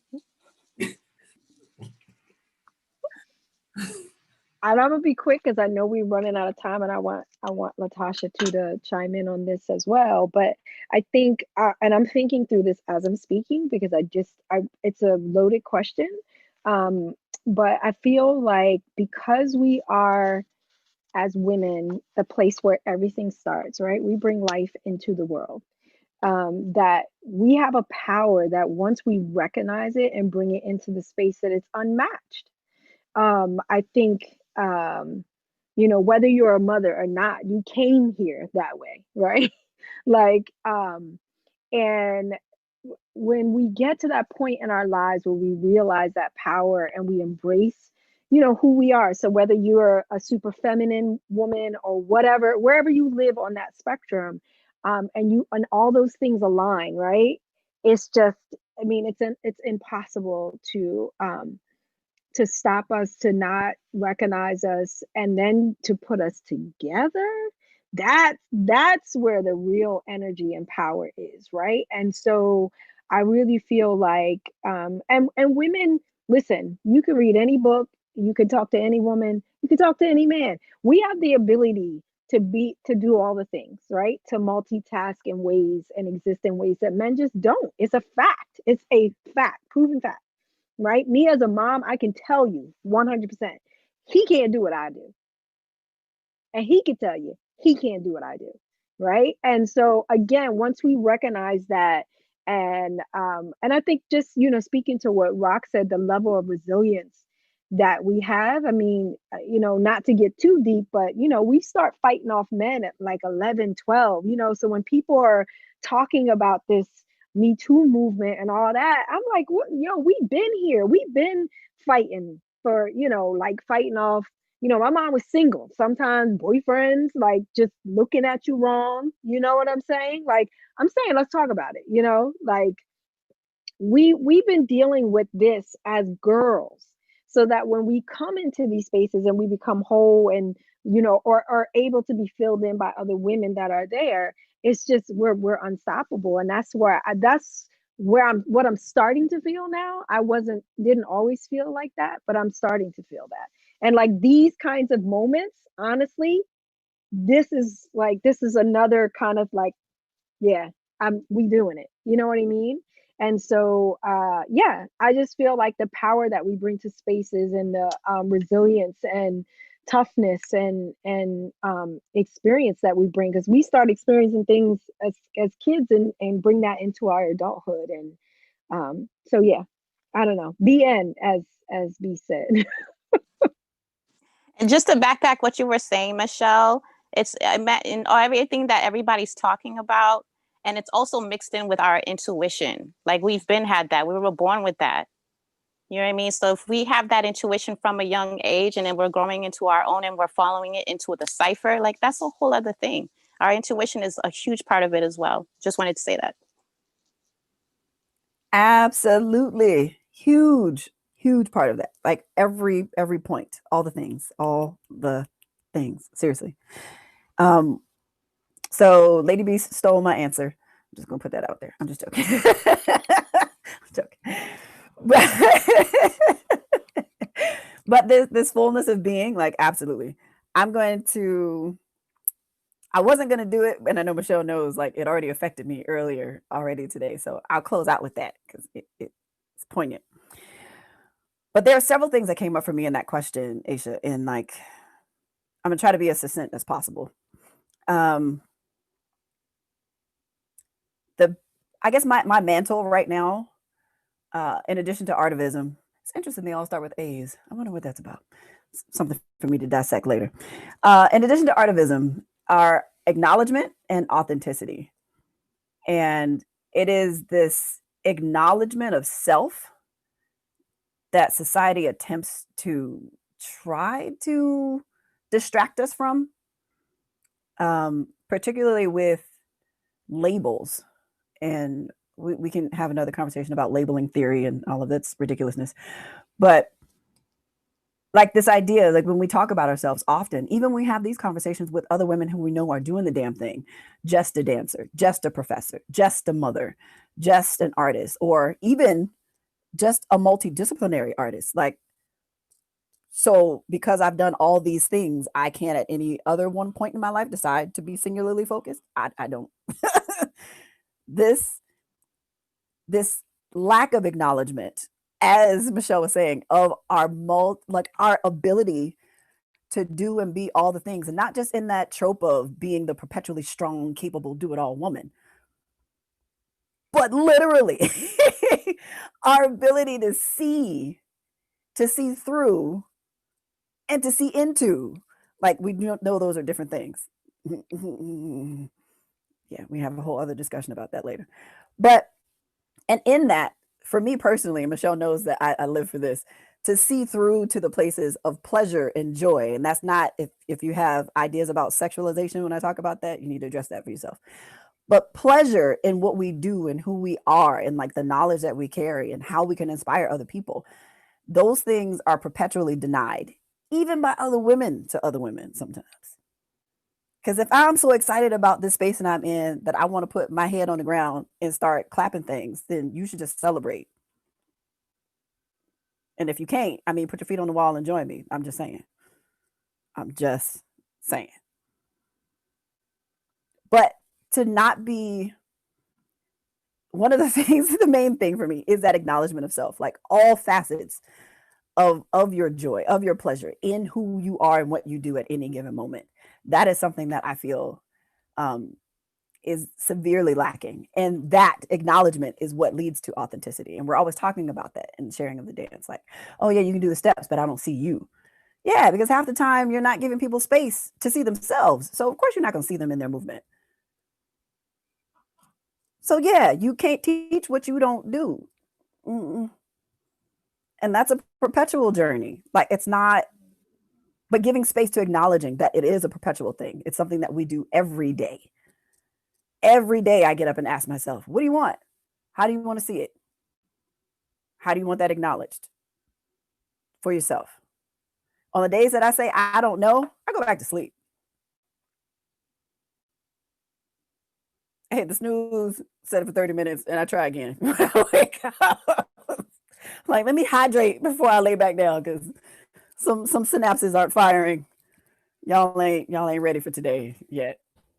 But actually acknowledging that, like, again, it's seriously acknowledging the journey, acknowledging the fullness of self, and making space for yourself to be that so that you make space for others to be that. Because I'll tell somebody quick, I'm actually 5. Like, you can come at me with all these 18-syllable words and all these policies and processes.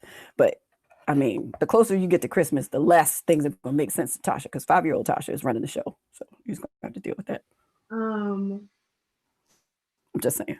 That's the name of another episode in the podcast run by LaTasha that's called, we'll get into that later. That's the name of your podcast series. Michelle's series is Shea Butter Jelly.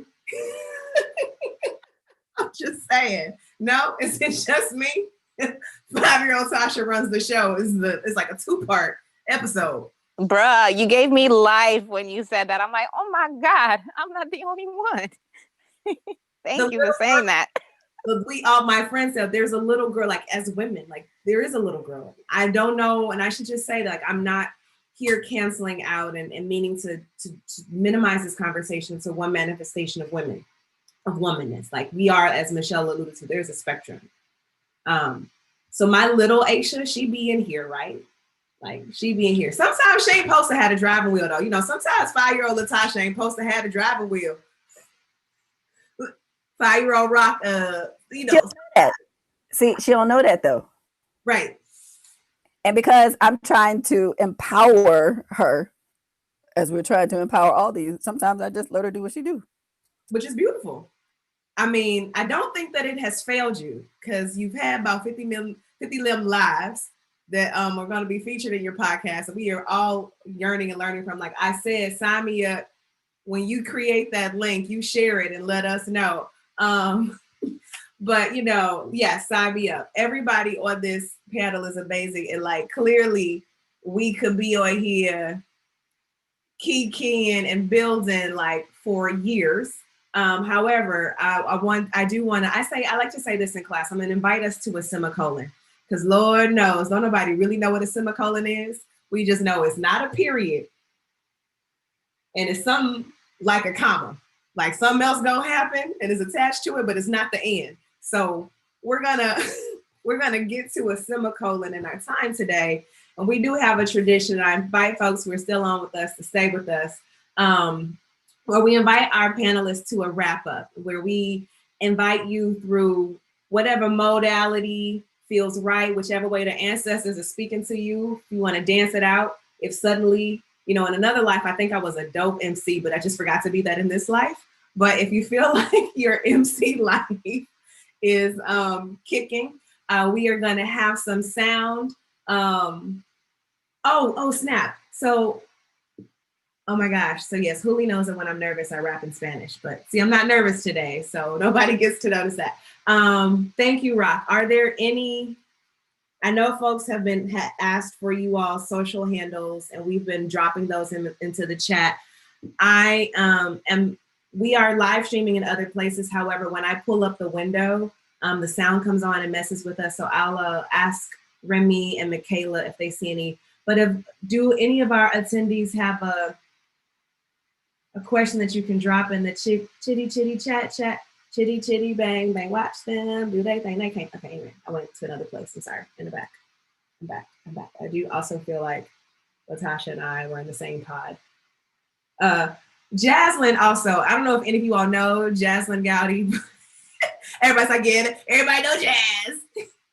Jazz is also my birthday twin. Jazz is a dancer. Jazz is a fierce scholar, fierce artist who is now in Boston, but hails from Milwaukee. So that's why she was giving you Wisconsin love for your class, Michelle. She teaches at Berkeley here in Boston, but she is very much an advocate for particularly women of color in these embodied scholar artist places. So if you go on her IG or her Facebook, you probably gonna see yourself on there because she can shout it out your work some type of way. What I want to also just ask our panelists to do as a close before we go to our wrap up is if you have anything upcoming. She's a friendly IG stalker. That's called research. Let's reframe it, rename it. Research. Google Scholar, IG. What's the difference these days? You know what I'm saying? If anyone has any upcoming events, LadyBeast, I know you do. I just want to give folks a time to chat that out.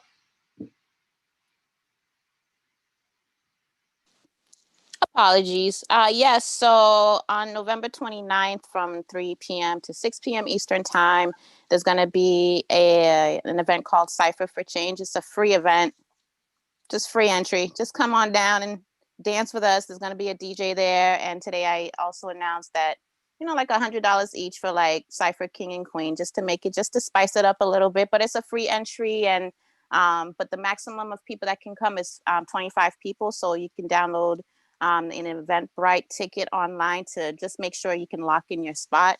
And basically that's what's going on, and just trying to stay productive and doing digital art and, you know, just doing another form of therapy. And it's basically it. Just relearning myself again. I also am here to make sure that like y'all don't get any misconceptions that LadyBeast is small. Her art is fantastic, self-taught, and freaking amazing. Go to her IG page. Incredible.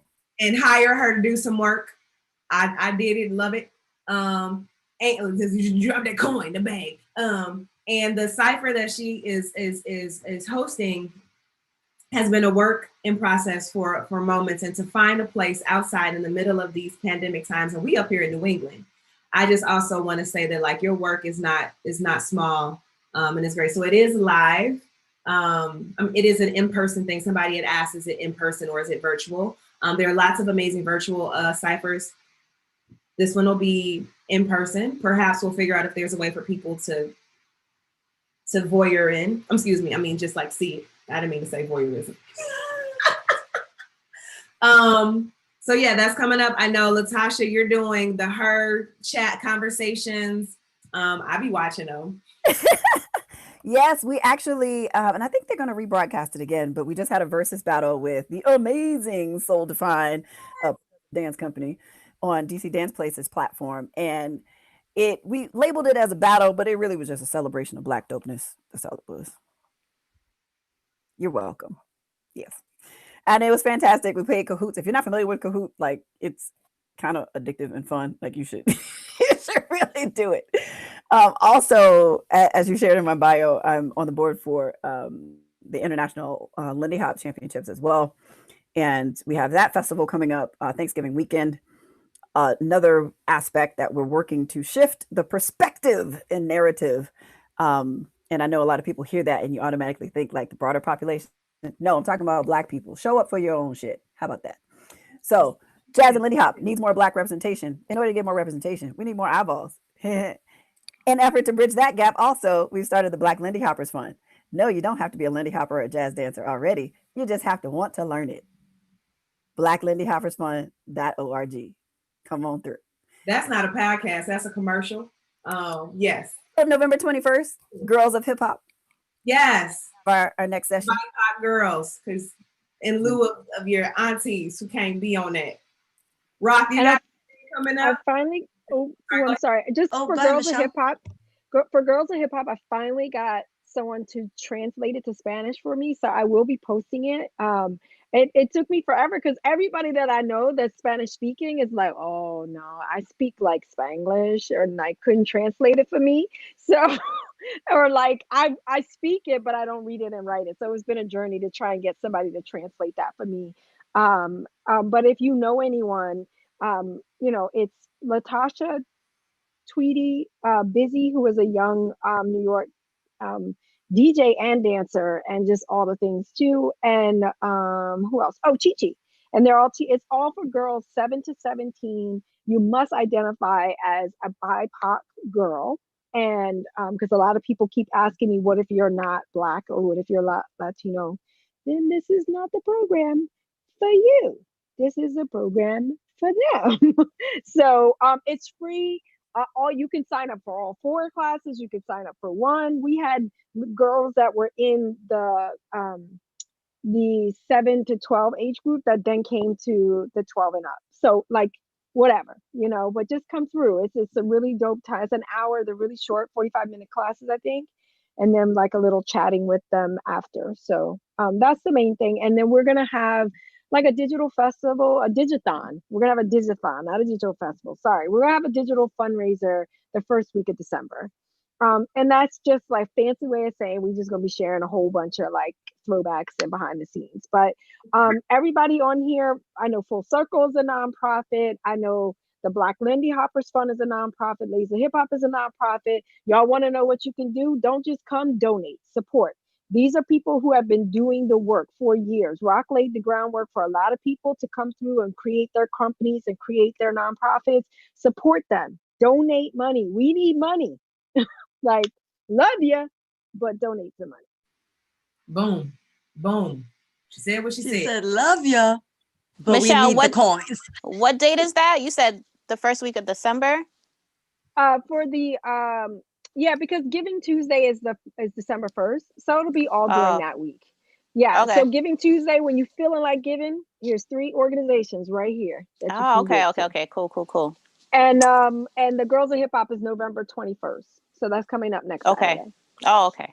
Little too old for that. I just missed the age cutoff. Rock. Just a little. Damn. It's so close, Aisha.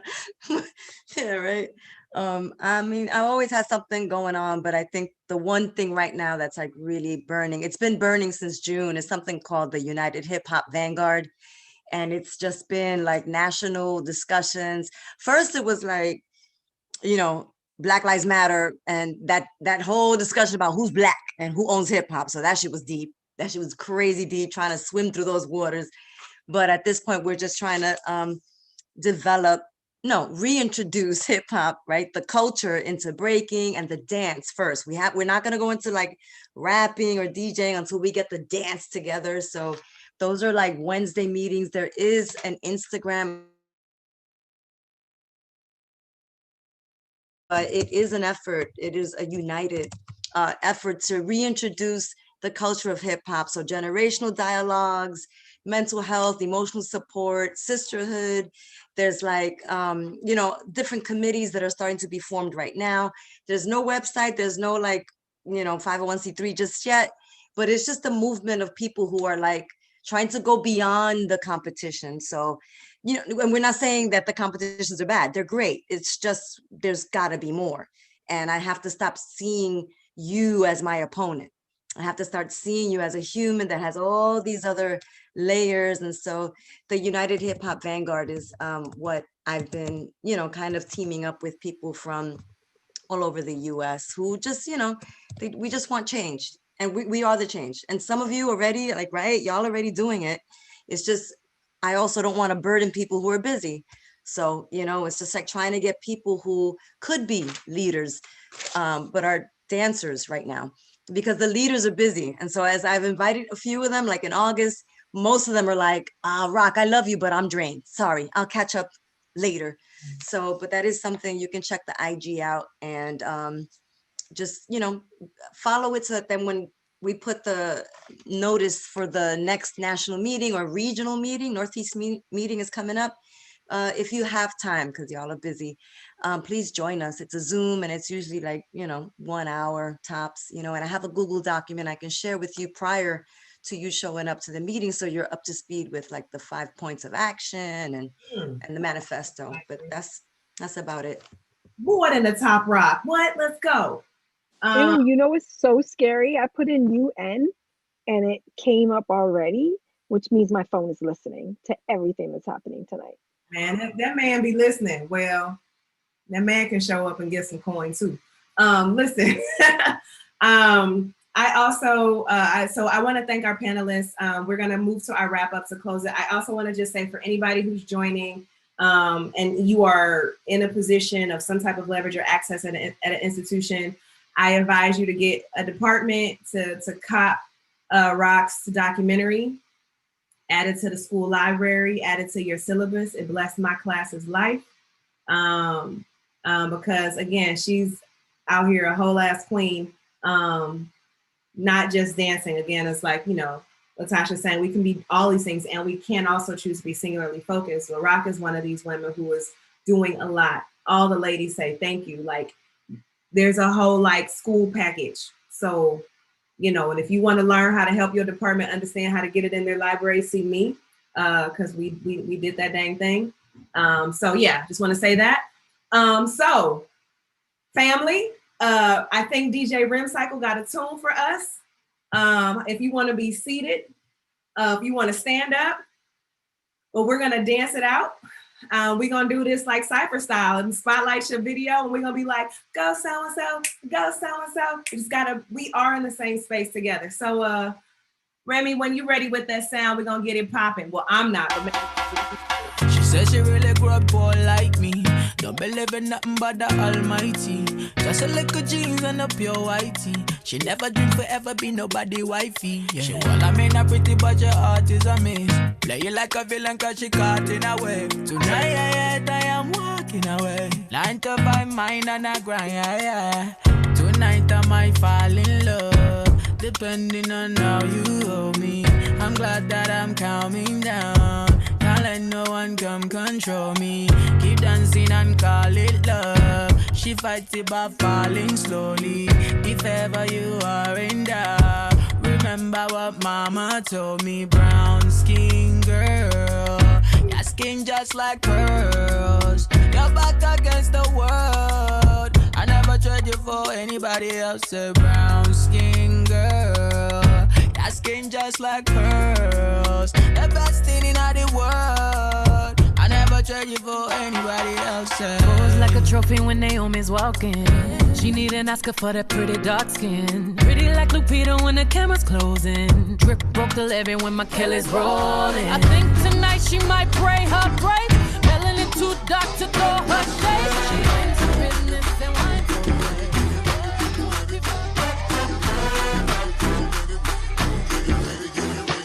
You make me happy. This you can bear. You split right beside me, yeah. And I won't forget. And I really love you. You should know. I wanna make sure I'm right, boy.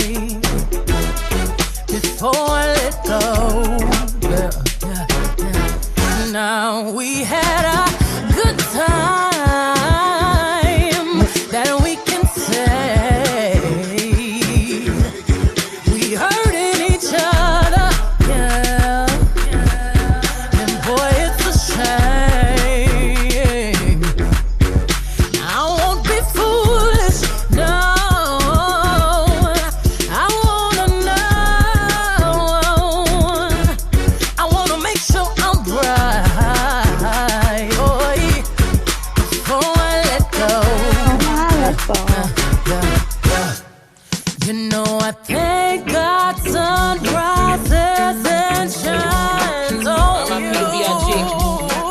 Classic shit. You know that's not. I'm looking for a nigga to give some babies. A handful of Weezy, sprinkle of Dave East. Man, I ain't got no type like Jimmy and Sway Lee. But if he can't fuck 3 times a night, piss. I tried to fuck 50 for a powerful hour, but all that nigga wanna do is talk power for hours. We beat the pussy up, make sure it's a KO. Step your banks up like you moving that yayo. Somebody go and make sure Karuchi okay though. I heard she think I'm trying to get a coochie to Quavo. They always wanna beat it up, coon up the pussy. Man, maybe I should let them auto-tune up the pussy. All these bow wow challenge niggas lying and shit. Many Spetty Wap niggas stay eyeing my shit. Drake worth 100 million, always buying me shit. But I don't know if the pussy wet though, if he crying and shit. Meek still be in my DMs, I be having to duck him. I used to pray for times like this. Face ass when I fuck him. Man, Uzi is my baby, he ain't taking the L. But he took Baby, shoot.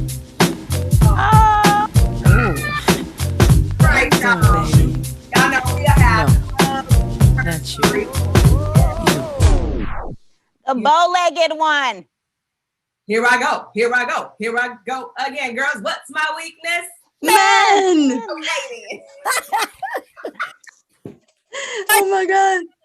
Yo, you wanna know one moment where I was like, yeah, I really do love to dance. I was like in the 5th grade, and my music teacher would let us like perform on stage, just like this little mini stage after we learned like our little musical lessons. And I remember picking Shoop and this girl named Shannon, who was my friend at the time. I asked her, I'm like, let's go up there and dance. And she was like, okay. So then Shoop came on and she totally froze. And I was like, I don't care. I'm just going to keep going. 5th grade, she was like, here I go. Singing things I shouldn't be saying in the 5th grade. It's okay. There's a We all did it. We all did it. Yes. There's some Luther Vandross songs. What I know about me and Mrs. Jones. I know I was singing about an affair. What's going on? What's going on? We know. Okay. There's a grace period. Oh, yes. But you amazing queens. Thank you all so much. I look forward to continual connection, collaboration. I pray y'all get some water. Drink water, take a nap, eat real food, and dance when nobody's looking or when people looking. Listen, I want to give a special shout out to you, Aisha, because you're doing a lot of wonderful things in Boston, and including Harvard and hip hop and the scene. So I want to give a major shout out to you. This girl done met Angela Davis. She done met Rakim. She's connecting with these people. And like, we're very lucky to have you here in the scene as well, because it's up and down here and you've been a beautiful, magical asset. So I want to just give you some flowers and some magical dust to you. Oh, thank you. Thank you. Thank you so much. Iron sharpens iron. Thank you all. So we're going to keep this Good Love Fest going all week long. HipHopHERstory. Tomorrow we're talking about Queens of Scholarship. So talking with various women scholars, artists, educators who are doing amazing things when we think about hip hop education. Wednesday, we're talking with Dr. Halifu Osumari around her work. Yeah, I'm so excited. Around her work on the hip life. Thursday, we are talking about the Keepers, which is endeavoring to be the first digital archive for women in hip hop and girls in hip hop, led by Akua Naru, who is a dope MC producer. And Asmira Hamuri Davis will also be there. And Friday, we're having a jam. DJ Nomadic is going to be spinning all the classic tunes from FemCs in the world of hip hop. So we're just going to party out for the whole week. But again, thank you for those who joined us as guests. Thank you for my amazing sisters. Like, I give y'all a divine seated 2-step and slide. And just one time, let you know I got your back. And have a good evening, everybody.